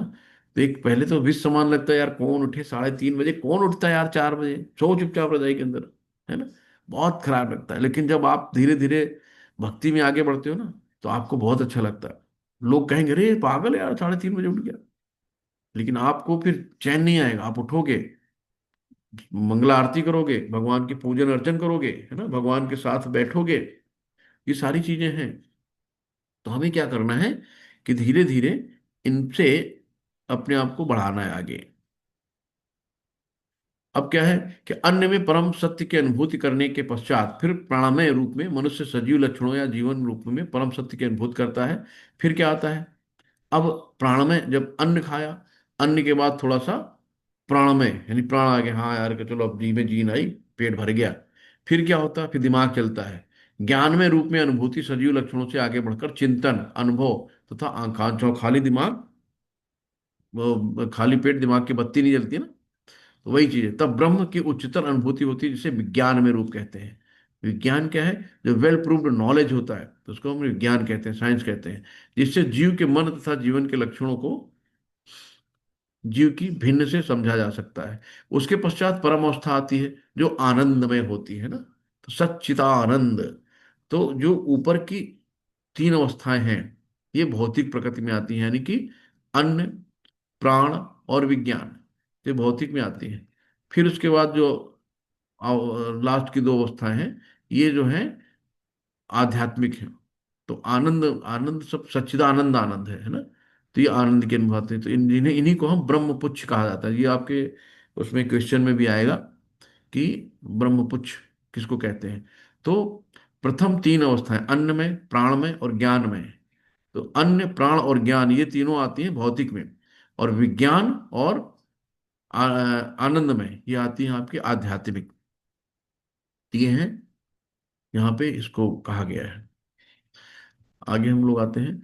महाभूतांग अहंकारो बुद्धि अव्यक्तमेव च इंद्रियाणि दशैंक च पंच चेन्द्रिय गोचरा इच्छा देश सुखम दुखम संघातश्च चेतना घृति एतत् क्षेत्रम समासेन सविकार तमका सविकार उदाहृतम।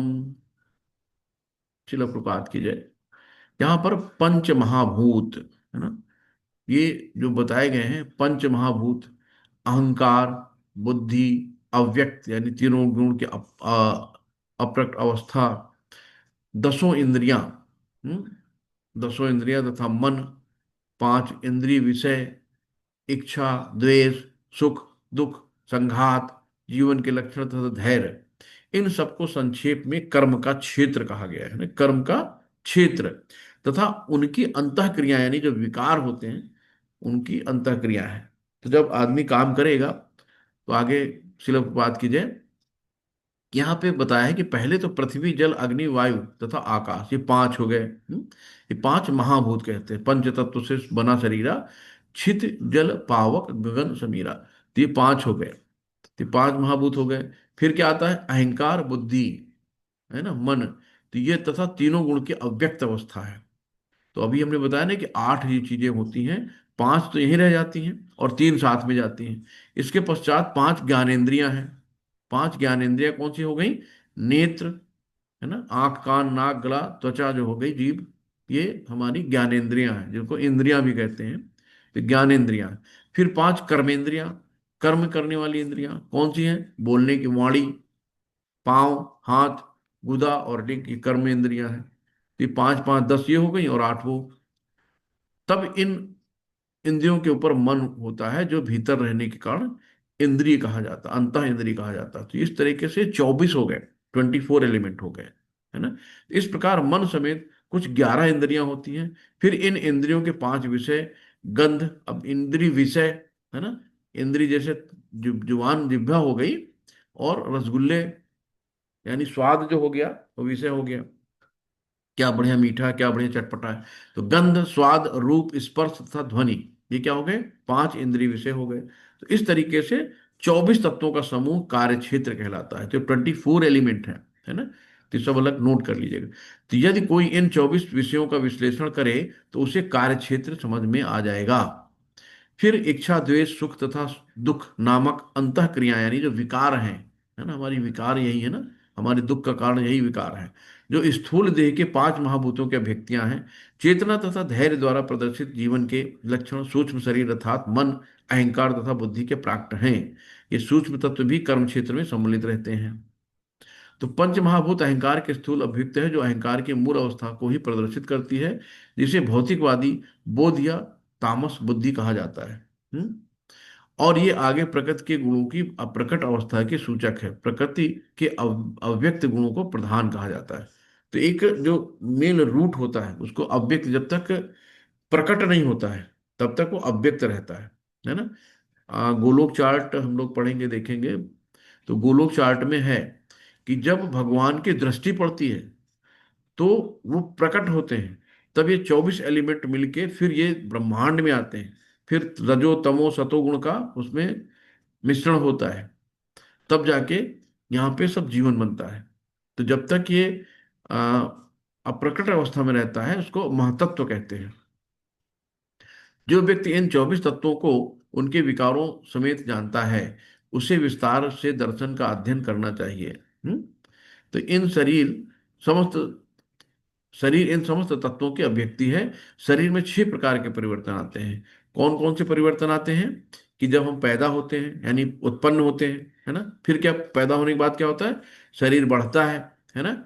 फिर कुछ दिन टिकता है कि हाँ भाई एक से हो गए, अब ना घट रहे ना बढ़ रहे हैं। फिर क्या होता है, संतान उत्पन्न करता है, अपने जैसे बच्चे पैदा करता है। और फिर धीरे धीरे बूढ़ा हो जाता है, यानी क्षीण हो जाता है।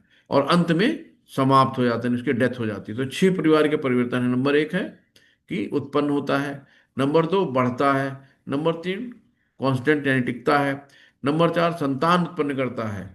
और नंबर 5 क्या है कि धीरे धीरे जर्जर क्षीण हो जाता है। और नंबर 6 क्या है, टाइम टाइम फिर से हो जाता है, समाप्त हो जाता है। अतएव क्षेत्र अस्थाई भौतिक वस्तु है, लेकिन इस क्षेत्र का ज्ञाता क्षेत्र से भिन्न रहता है। अमानित्वम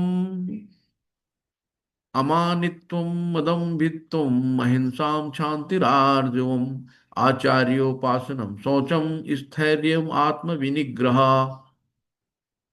इंद्रियार्थेषु वैराग्यम अहंकार एव च जन्म मृत्यु जरा व्याधिर दुख दोषानुदर्शनम आसक्तिर्निभिष्टवंगम पुत्रदार गृहादिषु नित्यं च मिष्ठानिष्ठोपप्तिषु मयि चान्ये योगेन भक्तिरभिचारिणी विविध विविध देश सेवितौ अमर तिर्जन संसदी अध्यात्म ज्ञान नित्यं त्वं तत्त्वज्ञानार्थ दर्शनम् एतद् ज्ञानमित्यं प्रोक्तं ज्ञानं यद तो अन्यथा। अब यहाँ पे ये भगवान ने गुण बताए हैं कि कैसे कैसे चीजें हैं। तो ये सारी चीजें कि यहाँ पे बताया है कि अमानित्वम यानी विनम्रता, अधिभित्वम दम्भहीनता, अहिंसा, शांति सहनशीलता सहिष्णुता, आर्जवम यानी सरलता, आचार्य उपासनाम यानी प्रमाणिक गुरु के पास जाना, शौचम मतलब पवित्रता, शुद्ध मन से और शरीर से, यानी कि नहा लिया, शरीर स्वस्थ हो गया, शुद्ध हो गया, लेकिन मन से, मन का मैल कौन छुड़ाएगा? आध्यात्म छुड़ाएगा, है ना, जब छुड़ाएगा। स्थैर्यम यानी दृढ़ता, है ना, किसी चीज में दृढ़ होना कि हमें ये करना है तो करना है, भगवान की सुबह उठ के मंगल आरती करनी तो करनी है, 16 माला करनी तो करनी है, चार नियमों का पालन करना है तो फिर करना है। आत्म विनिग्रह यानी आत्म संयम, हमें बहुत सी लालच में नहीं पड़ना है, देखा रसगुल्ला बाहर बट रहा है चलो खा लो, पानी का बतासा चलो भैया खा लो, पता नहीं किस चेतना से बना रहा है ना। तो अपने आप में आत्म संयम रखना है, लार नहीं टपकानी हर चीज देख के। इंद्रिय अर्थेषु यानी इंद्रियों के मामले में। वैराग्यम वैराग्य, अनंकार मिथ्या अभिमान से रहित, अन अहंकार, है ना। निश्चय ही, जन्म मृत्यु जरा व्याधि यानी जरा मतलब बुढ़ापा हो गया, व्याधि मतलब रोग हो गए, दुख दोष बुराई अनदर्शनम यानी देखते हुए, शक्ति या बिना आसक्ति के, अनभिष्टवंगम बिना असंगति के, पुत्र स्त्री घर आदि में, नित्यम निरंतर चा, समचित्वम स्वभाव, इच्छित अनिष्ट अवांछित, उपपत्ति यानी प्राप्त करके, मई मुझ में, अनन्य योगेन अन्य भक्ति से, भगवान कहते हैं मुझे सिर्फ अनन्य भक्ति से ही प्राप्त किया जा सकता है। भगवान ने सारे तरीके बताए हैं 12वें अध्याय में। अभिचारणी बिना व्यवधान के, विविक्त यानी एकांत देश, है ना, आकांक्षा करते हुए, अनासक्त भाव से, सामान्य लोगों को आत्मा संबंधी ज्ञान में, नित्यम यानी शाश्वत तत्व ज्ञान सत्य के ज्ञान में, अर्थात दर्शनार्थ ज्ञान, है ना, तो ये सब चीजें बताई हैं। भगवान ने कहा है कि विनम्रता, दम्भहीनता, अहिंसा, सहिष्णुता, सरल प्रमाणिक गुरु के पास जाना, पवित्रता, स्थिरता, आत्मसंयम, इंद्र तृप्ति के विषयों का परित्याग, अहंकार का भाव, जन्म मृत्यु वृद्धावस्था तथा रोग के देशों की अनुभूति, वैराग्य, संतान, स्त्री, घर तथा अन्य वस्तुओं की ममता से मुक्ति, अच्छी तरह बुरी घटनाओं के प्रति संभाव, मेरे प्रति निरंतर अनन्य भक्ति, है ना, मेरे प्रति निरंतर, तेषां सतत युक्तानां भजतां प्रीतिपूर्वकम ददामि बुद्धि योगम तम येन मामुपयान्ति ते। भगवान कहते हैं कि तेषां सतत युक्तानां, कि जो लोग सतत निरंतर मुझे भजते रहते हैं प्रेम पूर्वक, उनको मैं बुद्धि देता हूँ, ददामि बुद्धि योगम तम, कि वो मुझे प्राप्त कर सके। तो भगवान जब तक बुद्धि नहीं देंगे ना, तब तक हम भगवान की सेवा भी नहीं कर पाएंगे, भगवान की पूजा भी नहीं कर पाएंगे, भगवान का नाम भी नहीं ले पाएंगे। तो भगवान ही हमें बुद्धि देते हैं, तब देते हैं जब देते हैं कि हाँ ये दृढ़ है, अपनी भक्ति में दृढ़ है, निरंतर है, सतत है, लगा हुआ है लगातार, है ना। एकांत में रहने की इच्छा, जन समूह से बिलगाव, है ना, जब हम धीरे धीरे डिटैच होने लगते हैं कि हम जो प्रजल्पा करते हैं कि अरे यार आज मैच में क्या हुआ, भैया भाई क्या छक्का मारा था, है ना, वो देखो पॉलिटिक्स में क्या हो रहा, फलाना क्या हो रहा, हम इन सबसे जू जन समूह से विलगाव कर लेते हैं। हमें उनसे लगाव रखना जो कृष्ण की बातें करते हैं, जो कृष्ण के बारे में बोलते हैं, है ना। तो हमें उनके साथ रहना है, तो जन समूह से विलगाव, आत्म साक्षात्कार की महत्ता को स्वीकारना तथा परम सत्य की दार्शनिक खोज। मैं इन सबको ज्ञान घोषित करता हूँ। तो भगवान ज्ञान बताते हैं, ज्ञान क्या है, ये सब ज्ञान है, और इसके अतिरिक्त जो भी है अज्ञान है।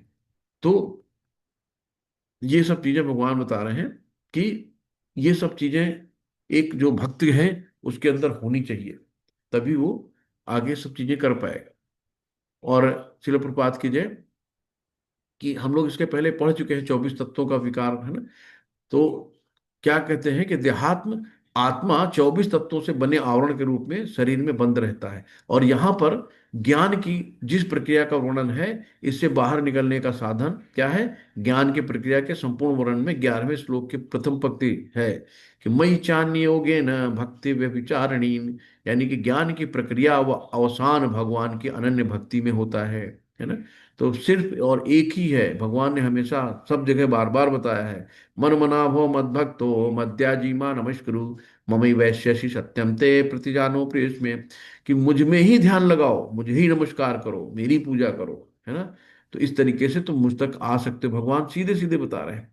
यानी कि अनन्य भक्ति, भगवान ने हमें बार बार बताया कि मुझको सिर्फ मेरी अनन्य भक्ति के द्वारा प्राप्त किया जा सकता है। तो हमें भगवान में मन लगाना है, भगवान में आस्था जतानी है, भगवान के प्रति श्रद्धा भाव रखनी है। और कोई शॉर्टकट नहीं है। तो अतएव यदि कोई भगवान की दिव्य सेवा को प्राप्त नहीं कर पाता या प्राप्त करने में असमर्थ है, तो शेष 19 बातें व्यर्थ हो जाती हैं। हम्म? यदि कोई पूर्ण कृष्ण भावना मृत में भक्ति ग्रहण करता है, तो अन्य 19 बातें उसके अंदर स्वयं विकसित हो जाती है, जितनी भी हम लोग पढ़ चुके हैं पीछे। तो अब यहाँ पे आगे बताया गया है कि जो यस्यास्ति भक्तिर्भवति किंचतना सर्वैर्गुणैस्तत्र सुराः, यानी जिसने भक्ति की अवस्था प्राप्त कर ली है, उसमें ज्ञान के सारे गुण विकसित हो जाते हैं। देखो, बहुत से जैसे भक्त प्रहलाद हैं या ध्रुव महाराज हैं, 5 साल की उम्र में उनको कौन सा ज्ञान था, लेकिन जैसे ही भगवान का स्पर्श हुआ, सारे वेद शास्त्र सारा ज्ञान उनके अंदर आ गया। हम्म? तो जब भक्ति, वही भगवान कहते हैं कि जिसने भक्ति की अवस्था प्राप्त कर ली, उसमें ज्ञान के सारे गुण विकसित हो जाते हैं। तो जैसा 8वें श्लोक में उल्लेख किया कि गुरु ग्रहण करने का सिद्धांत अनिवार्य है ना, कि हमें क्या करना है कि प्रमाणिक गुरु की शरण में जाना है, और बिना गुरु के ज्ञान नहीं होता। तो जब तक, जैसे ध्रुव महाराज थे, अब उन्होंने दृढ़ प्रतिज्ञा कर ली कि मुझको अपने पापा और अपने बाबा से भी बड़ा राज्य चाहिए, है ना। कैसे चाहिए? माँ ने बताया, माँ ने बोला कि भगवान दे सकते हैं। भगवान कहाँ मिलेगा? जंगल में। तो बस चल दिए जंगल में। तो भगवान ने जब देखा कि इतना दृढ़ है ये छोटा सा 5 साल का बच्चा, तो भगवान ने तुरंत नारद मुनि को कहा कि जाओ भाई, गुरु बन के उसको ज्ञान दो, क्यों कैसे मुझ तक आ सकता है। तो नारद मुनि ने उसको बहुत कहा, रहे तुम छोटे से जाओ, भी दूध पियो, जाके घर पे रहो, कोई शेर खा जाएगा, ये हो जाएगा, तुम कहाँ जंगल में जा रहे हो अंधेरे में, कुछ भी हो सकता है, अभी तुम्हारी उम्र नहीं है, बड़े होना तब करना। लेकिन वो दृढ़ था। जब नारद ने देखा कि नहीं, ये वाकई अपनी प्रतिज्ञा में दृढ़ है कि नहीं, मुझे भगवान चाहिए चाहिए, है ना, और कुछ भी नहीं, तब नारद मुनि ने उन्हें ज्ञान दिया, कहा ठीक है, तुम जो है ओम नमो भगवते वासुदेवाय का जाप करो, इससे भगवान तुम्हें मिलेंगे। तो फिर ध्रुव महाराज ने ओम नमो भगवते वासुदेवाय इसी का जप करते रहे। फिर पहले महीने उन्होंने फिर अन्न छोड़ा, फिर जल छोड़ा, फिर पत्ते पे रहे, फिर फल पे रहे। इस तरीके से उन्होंने 6वें महीने में अपने हवा भी छोड़ दी, यानी सांस लेना भी बंद कर दिया। तो इस तरीके से 6 महीने के अंदर भगवान तुरंत प्रकट हो गए चतुर्भुज रूप में, विष्णु रूप में। और जैसे ही ध्रुव ने आंखें खोली, सामने भगवान साक्षात विष्णु खड़े थे। उन्होंने जैसे ही शंख से स्पर्श किया, सारा ज्ञान आ गया। तब फिर उनको लगा, अरे यार, क्या मैंने ईंटा कंकड़ पत्थर मांग लिया कि राज दे दो, धन दौलत दे दो। भगवान ने कहा मांगो, क्या मांगते हो? उन्होंने कहा भगवान कुछ नहीं चाहिए। जब भगवान का साक्षात्कार हो जाता है, ज्ञान हो जाता है, तो फिर भक्त उनसे कुछ नहीं मांगता। कहता भगवान सिर्फ अपनी भक्ति, है ना, अपनी अहैतुकी की कृपा से अपनी चरणों में जगह दो, अपने चरणों की सेवा दो, सिर्फ भक्ति दो। लेकिन भगवान अंतर्यामी है, घट घट में रहते हैं। तो भगवान ने उनको भक्ति भी दी और राजपाट भी दिया, है ना, ध्रुवलोक के बना दिया कि ब्रह्मा से भी, उनके बाबा हैं ब्रह्मा, उनसे ही बड़ा। तो इस तरीके से भगवान सबके दिलों की बात जानते हैं, सब कुछ जानते हैं। तो ये तात्पर्य बहुत लंबा है, और इसको आराम से पढ़िएगा। अहिंसा, सहिष्णुता, सरलता, हम्म, तो आंतरिक जीवन में प्रगति करने के लिए पवित्रता बहुत जरूरी है ना। आंतरिक पवित्रता और बाह्य पवित्रता, यानी कि बाहर नहा लिए, साबुन तेल लगा लिया, बाहर से शुद्ध हो गए, लेकिन अंदर से, अंदर बहुत मन में विकार होते हैं, बहुत मन में कलमश है, कपट है, छल है। मन में राम बगल में छुरी। तो मन को कैसे शांत करेंगे? मन को शुद्ध करने के लिए नाम जप करो, है ना। दृढ़ता, जैसे ध्रुव महाराज की थी। इस तरीके से मिथ्या अहंकार का अर्थ है कि शरीर को आत्मा ना मानना, इस शरीर को आत्मा मानना। जब कोई जान लेता है कि शरीर नहीं अपितु वो आत्मा है, उस वास्तविक अहंकार को प्राप्त होता है। अहंकार तो रहता ही है, मिथ्या अहंकार यानी झूठा मूठा जो अहंकार होता है कि भर्त्सना की जाती है, तो वास्तविक अहंकार की नहीं है।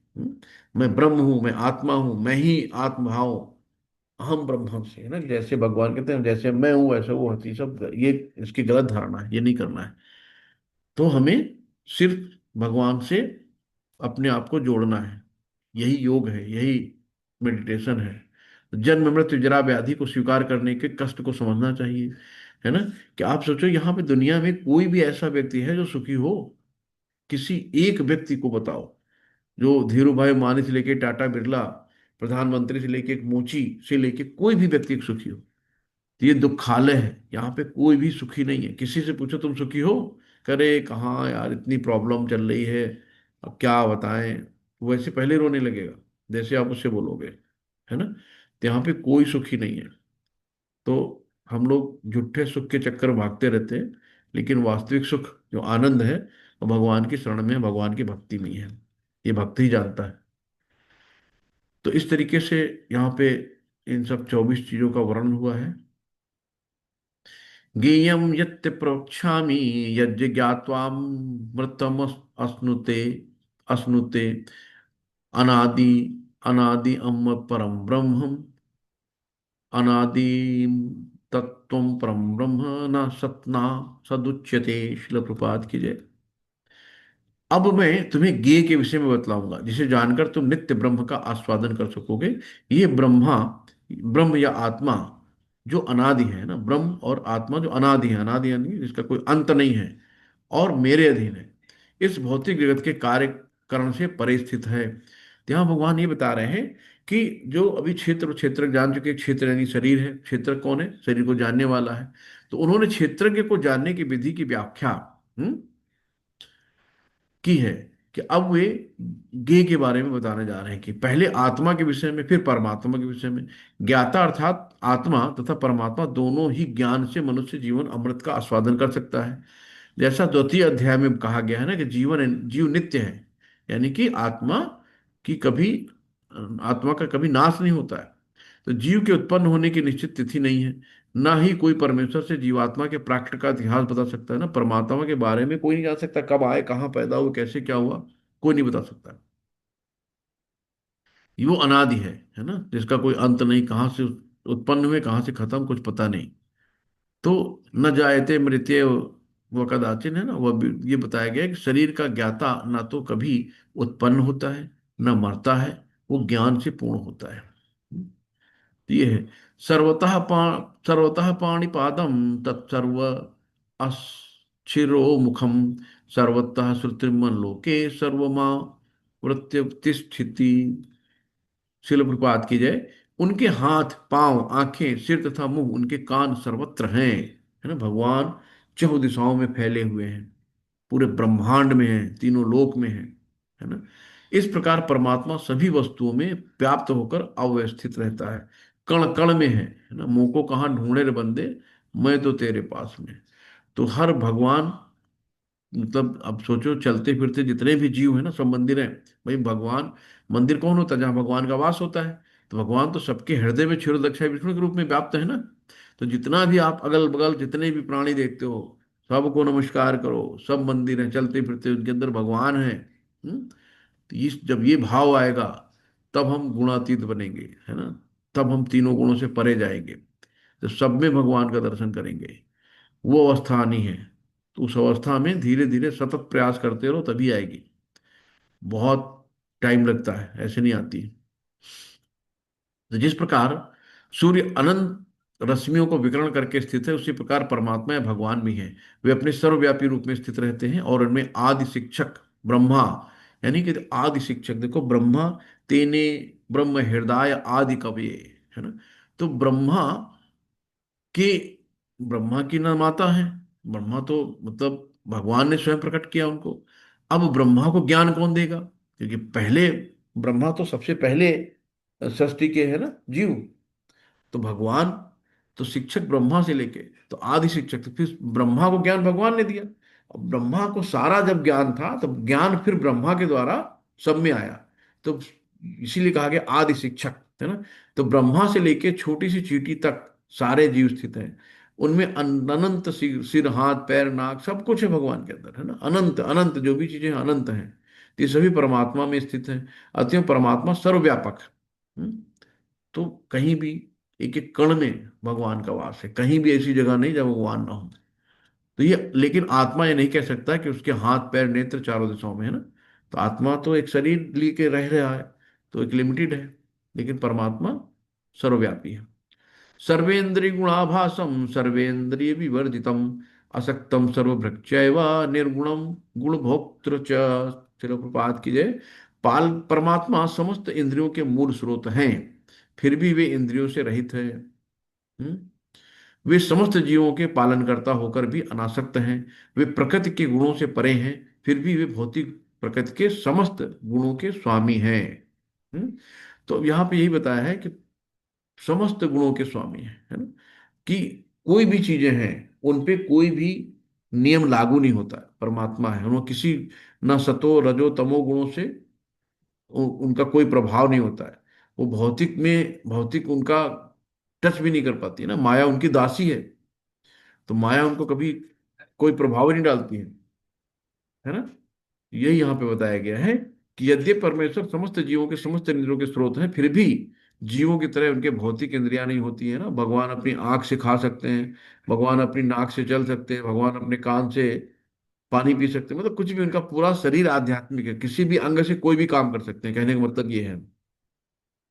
तो परमेश्वर की इंद्रियां इस तरह आच्छादित नहीं रहती है ना। उनकी इंद्रियां दिव्य हैं, भगवान इनको दिव्य कहा गया है, निर्गुण कहा गया है। तो उनके अंदर कोई भी ऐसी चीजें नहीं होती हैं जो बंधन का कारण हो। हम लोग तो बंधे रहते हैं। तो भगवान समस्त भौतिक कर्मों से ग्रस्त नहीं होते हैं, उनसे सबसे दूर रहते हैं, क्योंकि परमेश्वर है। भगवान निराकार नहीं है, भगवान अपने नेत्र पांव हाथ सभी कुछ है, क्योंकि हम परमेश्वर के अंश हैं। अतः हमारे पास भी सारी वस्तुएं हैं। भाई अगर इंसान का बच्चा है तो इंसान की तरह होगा ना, है ना। तो भगवान भी सब वैसे ही हैं। तो हमारे पास भी सारी वस्तुएं हैं, लेकिन उनके हाथ पांव नेत्र तथा अन्य इंद्रियां प्रकृति द्वारा कलमशग्रत नहीं है। भाई हम लोग तो कलमश यानी कि दूषित हैं, भगवान दूषित नहीं है। जब भगवान प्रकट होते हैं तो अपनी अंतरंगा शक्ति कौन है, उनके राधा रानी आह्लादनी शक्ति, जो उनको आनंद देती हैं, यथा रूप में प्रकट होती हैं। वे भौतिक शरीर तथा कलमश से ग्रस्त नहीं होते, क्योंकि भौतिक शक्ति के स्वामी हैं। तो इस तरीके से कहा जाता है। तो जो सच्चिदानंद विग्रह है ना, विग्रह को सच्चिदानंद, भगवान के विग्रह में भगवान ही है, उनको पत्थर की मूर्ति नहीं मानो। तो वे सारी संपत्ति के स्वामी हैं, तो सब कुछ भगवान का ही है। तो ये सब चीजें भगवान में, सब कुछ छह ऐश्वर्य बताए गए ना, छह चीजें, तो सब कुछ भगवान में अनंत मात्रा में है। बहिरंतस्य भूतानां चरम चरमेव च सूक्ष्मत्वात् तो विज्ञेयम दूरस्थम चांति चांति के च तत्। शिल प्रपात कीजिए। परम सत्य जड़ तथा जंगम समस्त जीवों के बाहर तथा भीतर है। हम्म? तो यहाँ कहा गया सूक्ष्म होने के कारण वे भौतिक इंद्रियों के द्वारा जानने या देखने से परे हैं। यद्यपि वे अत्यंत दूर हैं, किंतु हम सबको निकट भी है ना। हमेशा कहते हैं ना, भगवान कहाँ रहता है, ऊपर रहता है ना, ऊपर वाला जाने। तो ऊपर वाला का मतलब दूर भी है और सबके हृदयों में भी है। तो अत्यंत दूर रहते हुए भी हम सबों के निकट हैं, ये भगवान की विशेषता है। कि भगवान चलते भी है, नहीं भी चलते हैं, है ना। अचिंत्य भेदा भेद जो बताया गया है, उसमें भगवान को कहा गया है अविभक्तम च भूतेषु विभक्तमिव च स्थितम भूत भर्तृ च तज्ञेयम ग्रसिणु प्रभु विष्णु च। चिलप्रपात की जय। यद्यपि परमात्मा समस्त जीवों के मध्य विभाजित प्रतीत होता है, लेकिन वो कभी भी विभाजन नहीं है। वो एक रूप में स्थित है। यद्यपि वो प्रत्येक जीव का पालन करता है, लेकिन वो समझना चाहिए कि वो सबों का संहार करता और सबों को जन्म देता है। माता जी हम लोग कितने बजे तक क्लास ले सकते हैं?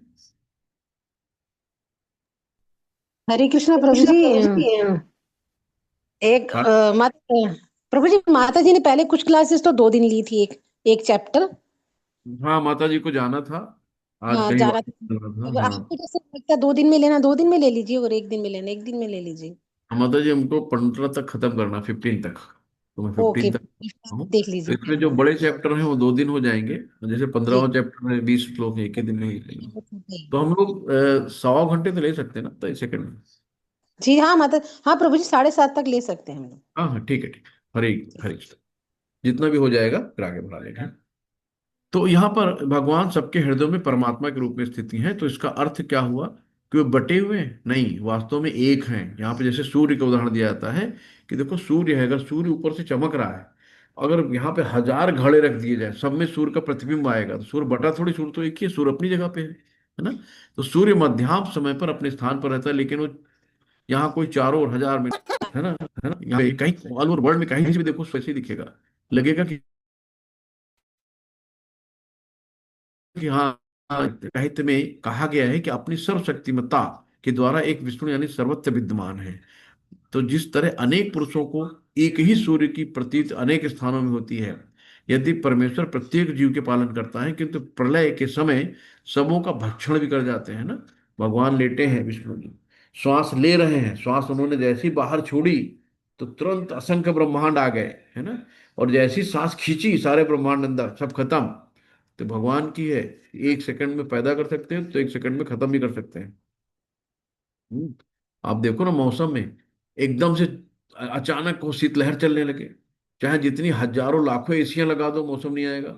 1 सेकंड में भगवान ने मौसम ठंडा कर दिया, अभी चाहो तो 1 सेकंड में एकदम गर्मी आने लगे, लोग पंखा एसी चलाने लगे। तो इतने बड़े ब्रह्मांड का पालन करता वही कर सकता, और कोई नहीं कर सकता। ये सब चीजें हैं।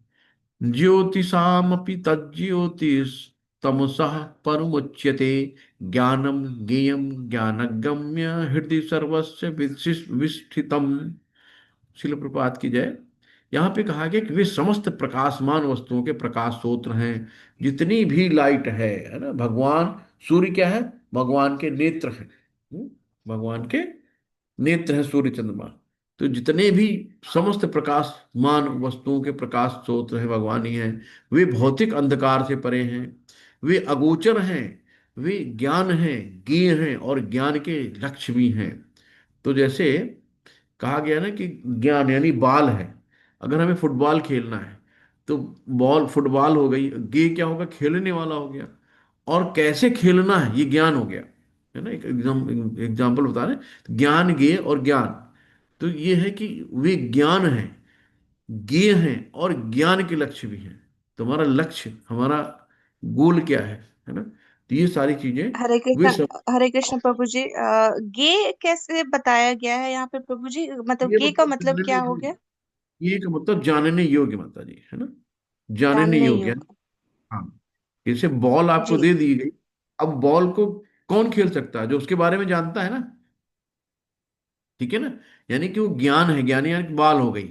अब ये क्या हो गया कि हमें फुटबॉल को कैसे खेलना है, कौन खेलेगा? जो उसके बारे में जानेगा, है ना।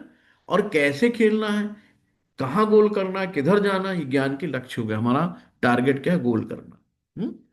तो ये क्लियर है ना।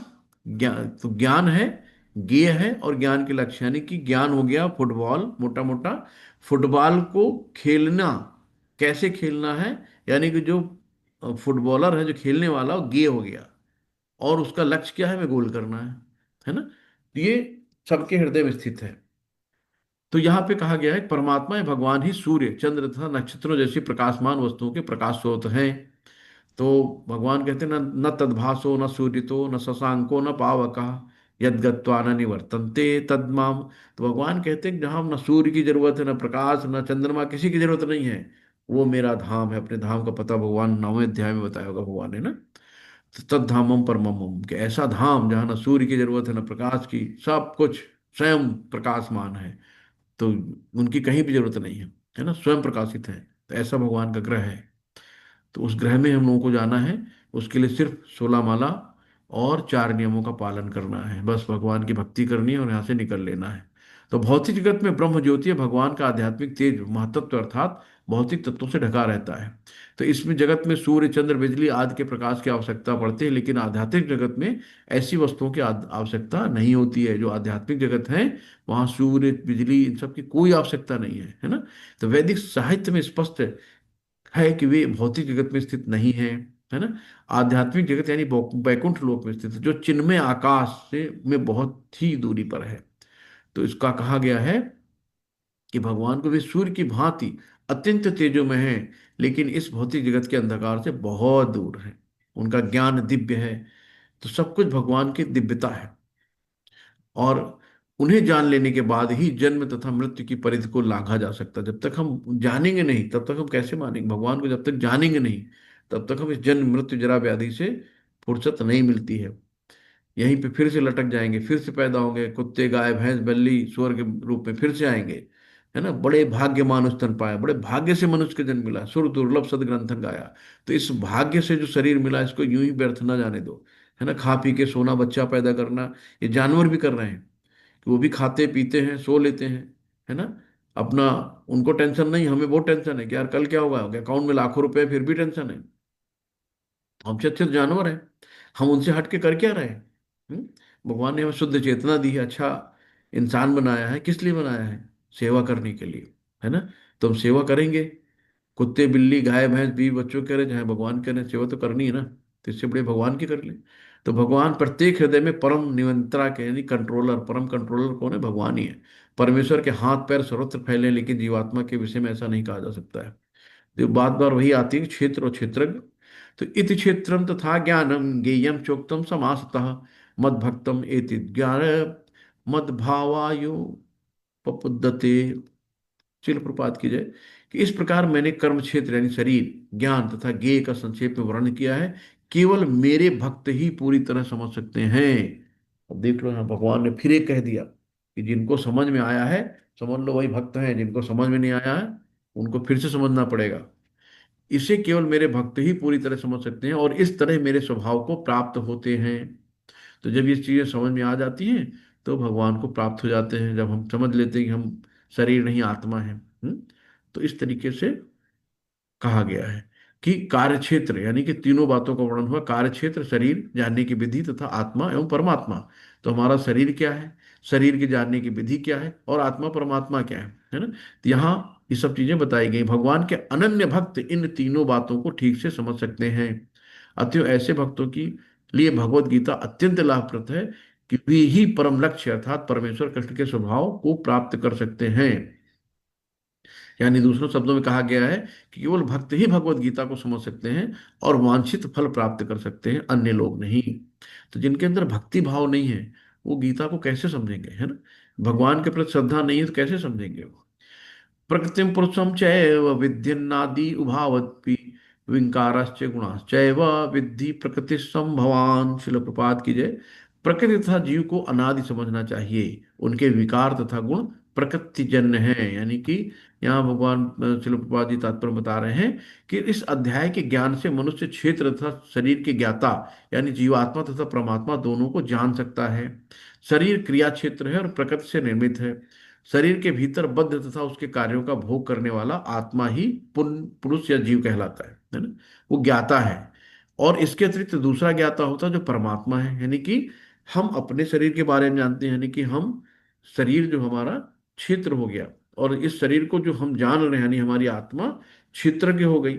और जो पूरे वर्ल्ड पूरे ब्रह्मांड के जीवों के बारे में जानता है वो परमात्मा है ना। तो यहीं पे वही चीजें आ रही हैं। तो प्रकृति तथा जीव दोनों ही नित्य हैं। तात्पर्य यह है कि सृष्टि के पहले से विद्वान है ना।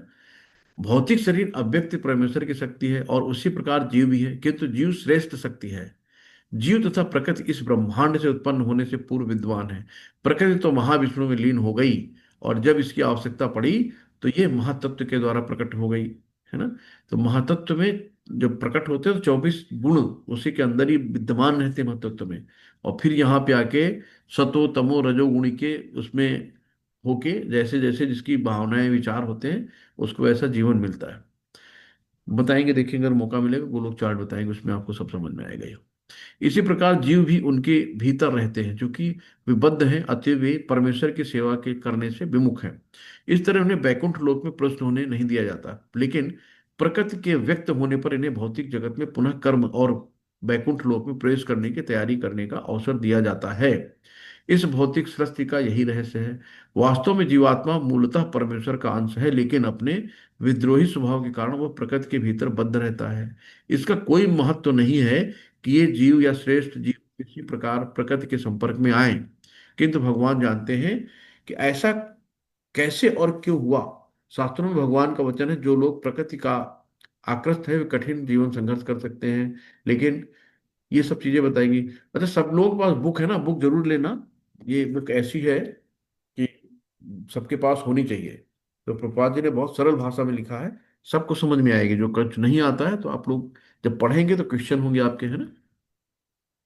कार्य कारण कर्तव्य हेतु प्रकृति रुच्यते, पुरुषः सुखद दुखानाम भोक्तृत्व हेतु रुच्यते। शिल बात कीजिए, प्रकृति समस्त भौतिक कारणों तथा कार्यों परिणामों की हेतु कही जाती है, और जीव पुरुष इस संसार में विविध सुख दुख के भोगने का कारण कहा जाता है। तो यहाँ पे कहा गया है कि श्रील प्रभुपाद जी तात्पर्य बताते हैं कि जीवों में शरीर तथा इंद्रियों के विभिन्न अभिव्यक्तियां प्रकृति के कारण हैं। तो कुल मिलाकर 84 लाख भिन्न भिन्न योनियां हैं, और ये सब प्रकृति जन्य हैं, है ना। जीव के विभिन्न इंद्रिय सुखों में योनियां भी मिलती हैं, जो इस प्रकार या इस शरीर या उस शरीर में रहने की इच्छा करता है ना। तो जैसी रही भावना, तै तिन मूरत देखी तिन जैसी।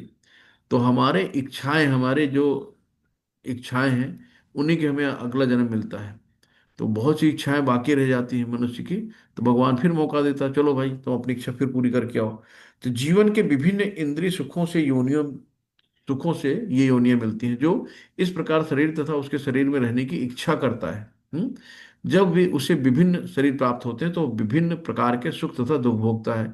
उसमें भौतिक सुख तथा उसके शरीर के कारण जो भौतिक सुख होते हैं, उसके शरीर के कारण होते हैं, स्वयं उसके कारण नहीं।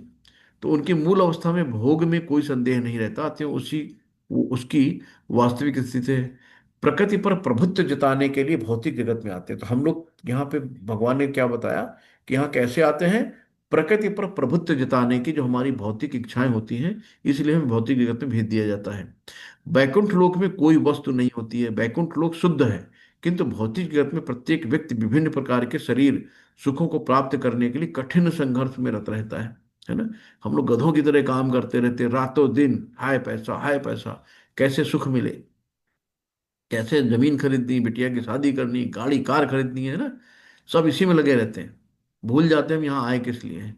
तो ये शरीर तथा हेतु रूप इंद्राणी प्रकृति द्वारा प्रदत्त है, और जैसा कि अगले श्लोक में स्पष्ट हो जाएगा कि जीव को अपनी पूर्व आकांक्षा तथा कर्म के अनुसार परिस्थितियों के वश वरदान या श्राप मिलता है। इस हमारा जो पृथ्वी लोक में जन्म हुआ है, वरदान नहीं है, श्राप ही है। लेकिन वरदान भी कह सकते हैं कि चलो भगवान की भक्ति के लिए मनुष्य जन्म ही है, कि भगवान की भक्ति करके हम सीधे यहाँ से निकल सकते हैं। तो इसी प्रकार यदि जीव को देवता का शरीर ग्रहण प्राप्त हो जाए तो उसे अपने शरीर के अनुसार कार्य करना होता है ना। तो जैसा जिसका शरीर है उसको वैसे ही काम मिलता है, उसी में आसक्ति होती है। एक बार आ, इंद्र भगवान को श्राप मिला था और सूर बन गए। तो नारद जी गुजर रहे थे, वो देखे अरे तो इंद्र है, इसका समय पूरा हो गया। तो नारद मुनि ने कहा, अरे इंद्र जी चलिए, कहाँ यहाँ पे हैं। तो नहीं नहीं, मैं यही ठीक हूँ, अपने 14 बच्चों और मैला खाने में सुखी। तो व्यक्ति की आसक्ति होती है, किसी चीज को छोड़ना नहीं चाहता है ना। हमें जो बुरा लगता है ये खराब है, लेकिन उसको लगता है यही अच्छा है, तो इतना आसक्त होता है कि कभी वहां से निकलना ही नहीं चाहता। कोई भी व्यक्ति ऐसा नहीं है दुनिया में जो मरना चाहता हो। 90 साल का बुजुर्ग भी होगा, चारपाई पे लेटा, भले ही कष्ट हो रहे हो, लेकिन उससे कहो नहीं नहीं मुझे नहीं मरना, डॉक्टर प्लीज मुझे बचा लो, मुझे बचा लो, यही कहता है ना। पुरुषः प्रकृतिस्थो ही भुंक्ते प्रकृति जान गुणान, कारणम गुण संगो सस्य सत असत योनि जन्म। इस प्रकार जीव प्रकृति के 3 गुणों को भोग करता हुआ प्रकृति में ही जीवन बिताता है ना। 3 गुण कौन से हैं? सतो, रजो और तमोगुण। तो इन 3 प्रकार का भोग करता हुआ प्रकृति में ही जीवन बिताता है। ये उस प्रकृति के साथ उसकी संगति के कारण है ना। तो जैसी हमारी भावना, जाकी रही भावना जैसी प्रति मूरत देखी तैसी थी, जैसी उसकी संगत के कारण है, कि सतोगुणी की संगत में है, रजोगुणी के है, तमोगुणी के है। इस तरह उससे उत्तम तथा अधम योनियां मिलती हैं। अच्छे कर्म करेंगे उत्तम योनि में जाएंगे, है ना, और बुरे कर्म होंगे, संगत हमारी बुरी होगी तो अधम योनि यानी कि निम्न योनि यानी कि पशु योनि में भेज दिए जाएंगे, राक्षस योनि में भेज दिए जाएंगे। तो ये बताते हैं कि भौतिक इच्छा के वशीभूत हो, उसे कभी देवता के रूप में, तो कभी मनुष्य के रूप में, कभी पशु, कभी पक्षी, कभी कीड़े, कभी जल, कभी जंतु, संत पुरुष तो कभी खटमल के रूप में भी जन्म लेता है ना। तो ये क्रम चलता रहता है और प्रत्येक परिस्थिति में जीव अपने को परिस्थितियों का स्वामी मानता रहता है, जबकि वो प्रकृति के वश में होता है। हम्म? तो इस तरीके से हमारी इच्छाएं भगवान तुरंत कहते हैं, सैंक्शन कर देते हैं, जाओ जो चाहिए करो जाके। तो ये है। तो जैसे जैसे जीव भगवान की संगत से विद्वान बनता है, त्यों त्यों उसी अनुपात में वो आनंदमय जीवन का आस्वादन करने लगता है। तो हमें क्या करना है कि सारी संगति छोड़ के भगवान की संगत करनी है, शुद्ध भक्तों की संगत करनी है, साधु संगत करनी है ना। तो धीरे धीरे आनंदमय जीवन का आस्वादन करेंगे। उपद्रष्टा अनुमंता चा भक्ता भोक्ता महेश्वरम परमाप्नेति चायुक्त परमाप्नेति चाप्युक्तो देहिस्मिन् पुरुषः परः। तो उपद्रष्टा यानी कि भगवान साक्षी है ना। ऐसा नहीं कि कोई हमें देख नहीं रहा, there is a third silent party bargain all of us. कोई तीसरा साक्षी है जो हमें देख रहा है कि हम कर क्या रहे हैं। ये नहीं कि चलो यार चुप्पे से किसी की मार दो, चोरी कर लो, कौन देख रहा है। कोई तो थर्ड पार्टी है, कोई तो देख रहा है। हमेशा ध्यान रखना चाहिए कि भगवान ने, जैसे आप देखते हो ना चित्रगुप्त, तो चित्रगुप्त नाम चित्र यानी फोटो, और गुप्त माने गुप्त रूप से, है ना। आजकल देख रहे हो कि गाड़ियों के चालान हो जाते हैं, तो कोई सामने तो आता नहीं है, घर पे चला आया चालान, कैसे वो भैया कैमरे लगे ना, तो गुप्त रूप से फोटो खींच लेते हैं कि आप गलत ड्राइविंग कर रहे हो, आप गलत चला रहे हो गाड़ी, तुरंत उन्होंने फोटो खींच लिया और चालान करके घर भेज दिया। तो ऐसे देखो आज का नहीं है, चित्रगुप्त कितने पुराने हैं, अनादिकाल से, है ना। तो वैसे वो भी फोटो खींच खींच के भेजते रहते हैं, लो भैया पकड़ो। तो चित्रगुप्त जो है विक्रमादित्य को भेज देते हैं, और फिर यमराज को भेज दिया जाता है, चलो भैया देखो भैया इनके कौन कौन से कर्म हैं। और हमें लगता है कोई देखता ही नहीं है ना। तो यही है उपद्रष्टा अनुमंताचा। तो अनुमति भी देने वाले हैं और साक्षी भी हैं, भगवान ही है। तो भगवान कहते हैं तो भी इस शरीर में एक दिव्य भोक्ता जो ईश्वर है, परम स्वामी है, और साक्षी तथा अनुमति देने वालों के रूप में विद्यमान है, जो परमात्मा कहलाता है ना। तो कैसे बचोगे, किससे बचोगे भाई। तो क्योंकि परमात्मा परमेश्वर रहते हो, वो अंदर से जीव की भौतिक भोग की आकांक्षा पूर्ति की अनुमति देता है, चलो ठीक है कर लो जाके, सैंक्शन कर देते हैं भगवान। परमात्मा के अनुमति के बिना जीवात्मा कुछ भी नहीं कर सकता। जीव मुक्त भुक्त है, जीव भुक्त है और भगवान भोगता है ना। हमें लगता है हम भोगने वाले हैं, हम आनंद लेने वाले, नहीं, भगवान भोगता है, विष्णु भगवान है, ये पालक है। जीव अंततः और भगवान उन सब में मित्र रूप में निवास करते हैं। तो ये है। तो प्रत्येक जीव परमेश्वर का नित्य अंश है और दोनों मित्र रूप में घनिष्ठता पूर्वक संबंधित है, लेकिन जीवन में परमेश्वर आदेश को अस्वीकार करने की, प्रकृति पर प्रभुत्व जताने के उद्देश्य से स्वतंत्रता पूर्वक कर्म करने की प्रवृत्ति पाई गई है। तो भगवान कहते ठीक है यार, तुम्हें जो करना है करो। सारा ज्ञान देने के बाद अर्जुन से बोलते हैं ना कि अब मैंने तुम्हें सारा ज्ञान दे दिया, अब तुम्हें जो करना है करो। कि भगवान गीता में उपदेश क्या देते हैं कि भीतर से वे जीव को ये विश्वास दिलाते हैं कि भौतिक क्षेत्र में उसके कार्यकलाप वास्तविक सुख के लिए अनुकूल नहीं है ना। दुनिया छोड़ो, उसमें कुछ सुख नहीं मिलेगा। उनका वचन है, इसे त्याग दो और मेरे प्रति श्रद्धा रखो, मन मना हो मत भक्तो मद्याजी मनमुष करो, तुम तभी तुम सुखी हो पाओगे।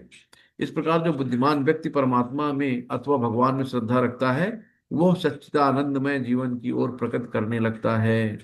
सच्चे आनंद, है ना? यह एव वेत्ति पुरुषम प्रकृतिम च गुणैः सह सर्वथा वर्तमानोपि न सा भूयो अभिजायते। श्लोकवाद की जय। जो व्यक्ति प्रकृति जीव तथा प्रकृति के गुणों की अंतः क्रिया से संबंधित इस विचारधारा को समझ लेता है, उसे मुक्ति की प्राप्ति सुनिश्चित है। उसकी वर्तमान स्थिति चाहे जैसी हो, यहाँ पर उसका पुनर्जन्म नहीं होता, है ना।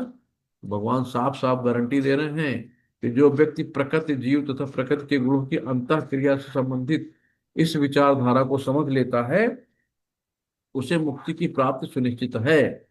उसकी वर्तमान स्थिति चाहे जैसी हो, यहाँ पर उसका पुनर्जन्म नहीं होता है। तो प्रकृति, परमात्मा, आत्मा, इनके अंतर संबंध की स्पष्ट जानकारी हो जाने पर मनुष्य मुक्त होने का अधिकारी बन जाता है। मुक्त मतलब जैसे कि हम यहाँ पे गुणों में बंधे, गुण मतलब होती है रस्सी। हम्म तो सतोगुण, रजोगुण, तमोगुण, तो इन गुणों से हमें निकलना है, यानी मुक्त होना है। तो जो मुक्त आत्माएं होंगी, जिनके हाथ खुले होंगे, वही तो हमारे हाथ खोलेंगे जो हम बंधे हुए हैं। इसीलिए हमें प्रमाणिक गुरु की शरण में जाना पड़ता है। वही हमारे जो बंधन को खोलेंगे, तभी हम मुक्त आत्मा बन सकते हैं। ये है। तो उन्हें प्रमाणिक व्यक्तियों, साधु पुरुषों तथा गुरु के संगत में निजी प्रयास द्वारा अपनी स्थिति समझनी चाहिए। तब जिस रूप में भगवान ने भगवत गीता कही है, उसे समझकर आध्यात्मिक चेतना तथा कृष्ण भावनामृत को प्राप्त करना है। ये तब निश्चित है, वो संसार में फिर कभी नहीं आएगा। वो सच्चिदानंद जीवन बिताने के लिए बैकुंठ लोक भेज दिया जाता है। तो इस तरीके से चीजें हैं, है ना। एक और कर लेते हैं हम लोग, 25। ध्यानेन आत्मनि पश्यन्ति केचिदात्मानमात्मना, अन्य सांख्येन योगेन कर्म योगेन चापरे। शिल प्रपात की जय। कुछ लोग परमात्मा को ध्यान के द्वारा भीतर देखने की कोशिश करते हैं, एकदम मेडिटेशन किया, ध्यान लगा लिया, बस भगवान दिख जाओ मैं, है ना। तो परमात्मा, वो परमात्मा को देखते हैं केवल ध्यान के द्वारा। जब भी तीन चीजें आती हैं कि ब्रह्म, परमात्मा और भगवान, है ना। तो तीन चरणों में हम भक्त भगवान को देखते हैं। तो कुछ लोग परमात्मा को ध्यान के द्वारा भीतर देखते हैं, और दूसरे लोग ज्ञान के अनुशीलन द्वारा, और कुछ लोग जो है निष्काम कर्म योग द्वारा देखते हैं, है ना। तो तीन तरह के लोग हो गए ना। कुछ लोग परमात्मा को ध्यान के द्वारा देखते हैं, योगी जन होते हैं जो योग लगा के, और दूसरे लोग ज्ञान के अनुशीलन द्वारा, तो शास्त्रों का विधि विधान से पठन कर लिया। और जो कुछ लोग ऐसे हैं जो निष्काम कर्म योग, यानी जो भी कर्म किया भगवान को अर्पित करते गए, सब कुछ भगवान तेरा, तुझको अर्पण क्या लागे मेरा। यहाँ पे ये है। तो यहाँ पे भगवान अर्जुन को बताते हैं कि मनुष्य द्वारा आत्म साक्षात्कार की खोज का प्रश्न है। बद्ध जीव की दो श्रेणियां हैं। जो लोग नास्तिक, अज्ञेय, यानी कि संयमवादी होते हैं, जो आध्यात्मिक ज्ञान के विहीन हैं। किंतु अन्य लोग जो आध्यात्मिक जीवन संबंधित अपने ज्ञान के प्रति श्रद्धावान है, वो आत्मदर्शी, भक्त, दार्शनिक तथा निष्काम कर्मयोगी कहलाते हैं। जो लोग सदैव अद्वैत की स्थापना करना चाहते हैं, उनकी भी गणना नास्तिक एवं अज्ञेयवादियों में भी की जाती है।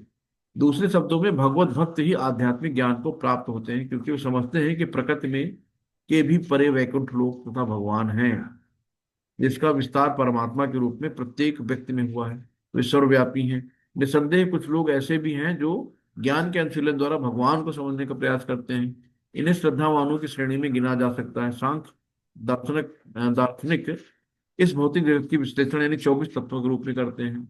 वे आत्मा को 25वां तत्व मानते हैं। जब वे आत्मा के प्रकृति को भौतिक तत्वों से परे समझने लगते हैं, तो ये भी समझ जाते हैं कि आत्मा के ऊपर भगवान है, यानी परमात्मा है, और 26वां तत्व है।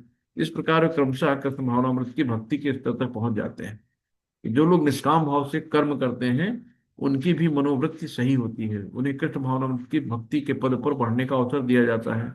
यहाँ कहा गया है कि कुछ लोग ऐसे हैं जिनकी चेतना शुद्ध होती है, और वे ध्यान द्वारा परमात्मा को खोजने का प्रयत्न करते हैं। और जब वे परमात्मा को अपने अंदर खोज लेते हैं, तो वे दिव्य पद को प्राप्त होते हैं। इसी प्रकार अन्य लोग जो ज्ञान के अनुशीलन द्वारा परमात्मा को जानने का प्रयास करते हैं। कुछ लोग हठ योग, है ना, सिर के बल खड़े हो गए, एक पैर पे हजारों साल खड़े हैं, चींटियां लग गई शरीर में, दीमक लग गया, यह हठ योग है। अपने बालकों जैसे क्रियाकलापों द्वारा भगवान को प्रसन्न करने का प्रयास करते हैं। शिल प्रभात की जय, गुरु महाराज जी की जय। वांछा कल्पतरुभिक्ष कृपा सिंधु एव च पतितानां पावनेभ्यो वैष्णवेभ्यो नमः। अनंत कोटि वैष्णव वंदना की जय। शिल प्रभुपाद की जय, गुरु महाराज जी की जय। सभी भक्तों की जय जयकार हो, सभी भक्तों की जय जयकार हो, सभी भक्तों की जय जयकार हो। गुरु और गणों की जय जयकार हो। हरे कृष्णा, सभी को धन प्रणाम। तो हरे कृष्ण किसी प्रभु, सादर दंडवत हरे प्रणाम। कृष्ण प्रभु जी, दंडवत प्रणाम। किसी को कोई सजेशन कुछ सजेस्ट कर सकते हैं, जो भी त्रुटियां हो उसके लिए क्षमा। हरे कृष्ण जी, दंडवत प्रणाम। और किसी को कोई दंड प्रणाम हो जी, किसी को कोई क्वेश्चन हो तो ले सकते हैं हम लोग। हरे किसी, कृष्ण प्रभु जी। हरे कृष्ण माता जी, जी माता जी। प्रभु जी, शुरू में आपने जो एग्जाम्पल दिया था कि एक किसान है और उसकी अपनी जमीन है, और जी एक राजा होता है जिसको पूरा जमीन का नॉलेज होता है। जी जी बताइए। तो किसान इसमें क्या है? क्षेत्र है। हाँ देखो, क्षेत्र क्या है? क्षेत्र खेत है, और उस खेत को जानने वाला किसान है। यानी कि ये शरीर हमारा क्षेत्र है ना। जी। शरीर हमारा क्षेत्र है, और इस शरीर को हम कौन कौन जानता है? हमारी आत्मा जानती है ना। आत्मा और अपनी तरफ परमात्मा। आत्मा, आत्मा मतलब इस शरीर को केवल, परमात्मा तो पूरा सबको जानता, पूरे परमात्मा जितने भी वर्ल्ड में, ब्रह्मांड में, संसार में जितने भी जीव हैं, परमात्मा सबके बारे में जानता है ना। जी। लेकिन हम तो अपने बारे में जानते हैं। आप मेरे बारे में जानती हैं क्या? है ना। आप अपने हम्म। अड़ोस पड़ोस किसी के बारे में जानती हैं? आप अपने शरीर के बारे में जानती हैं ना। आपको दुख है, दर्द है, पीड़ा है, खुशी है, तो आप अपने में महसूस कर सकते हो ना। आप अपने शरीर के बारे में जान लो कि हाँ देखो, हाँ पेट में गैस बन रही है, क्या दूसरे के पेट में गैस बन रही है, आप जान पाओगे? तो जो खेत है वो क्या है? शरीर है, समझ लो, हम्म। है ना। और जी। किसान क्या है? हम है। हम क्या है? आत्मा है। ठीक है जी। माता जी। तो हाँ। क्षेत्र, क्षेत्रज्ञ यानी कि जानने वाला, उसको क्षेत्रज्ञ कहा गया है। और क्षेत्र शरीर है, और शरीर को जानने वाला क्षेत्रज्ञ कहा गया है। और जो सबके शरीर को जानता है, यानी कि जो राजा है, यानी कि जो परमात्मा है, वो सबके बारे में जानता है। यानी कि जो वहां का लेखपाल है, तो एक गांव में कितने खेत हैं, वो लेखपाल के पास सबका नोट है ना। किस किसान के पास इतने बीघा खेत, इसके पास इतना खेत, इतने इतना खेत है। लेकिन एक किसान से कहा जाए भाई बताओ, फलाने राम किशोर के कितने बीघा खेत है, उसको क्या पता कितने खेत है ना, कैसा है, कहाँ है। ठीक है माता जी। जी। क्लियर है? हाँ। तो ठीक है, धन्यवाद। राजा जो है वो क्षेत्रज्ञ है। रा, नहीं राजा नहीं, यानी कि ज्ञेय है, ज्ञेय है। परमात्मा। राजा का मतलब परमात्मा। परमात्मा है। राजा को अपने पूरे देश के बारे में, देश का जिस देश का राजा है, उस देश के बारे में उसको सब कुछ पता है ना, कि मेरे देश में क्या क्या है। तो हाँ। परमात्मा को सब कुछ पता है कि उसके ब्रह्मांड में कितने जीव हैं, सबके बारे में पता है ना। तो राजा जी। जी। को परमात्मा से तुलना की गई है। और इंडिविजुअल यानी कि हम अपने बारे में केवल जानते हैं, तो हम क्षेत्रज्ञ हैं।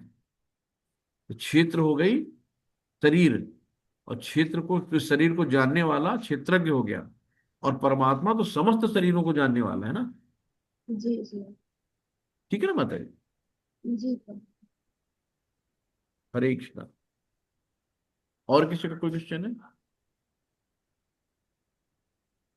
तो फिर चलते हैं हम लोग, कल मिलते हैं ना। वांछा कल्प तरुभ्यश्च कृपा सिंधु देवता पतितानां पावनेभ्यो वैष्णव जन हम पर क्वेश्चन कीजिए। किलो प्रभात की जय, गुरु महाराज जी की जय, सभी भक्तों की जय का। हरे कृष्णा, सभी को दंड प्रणाम। हरे कृष्णा। दंड हरे कृष्ण, हरे हरे कृष्ण कृष्ण हरे, प्रभु जी, धन्यवाद। कल मिलते हैं हम लोग। हरे कृष्णा।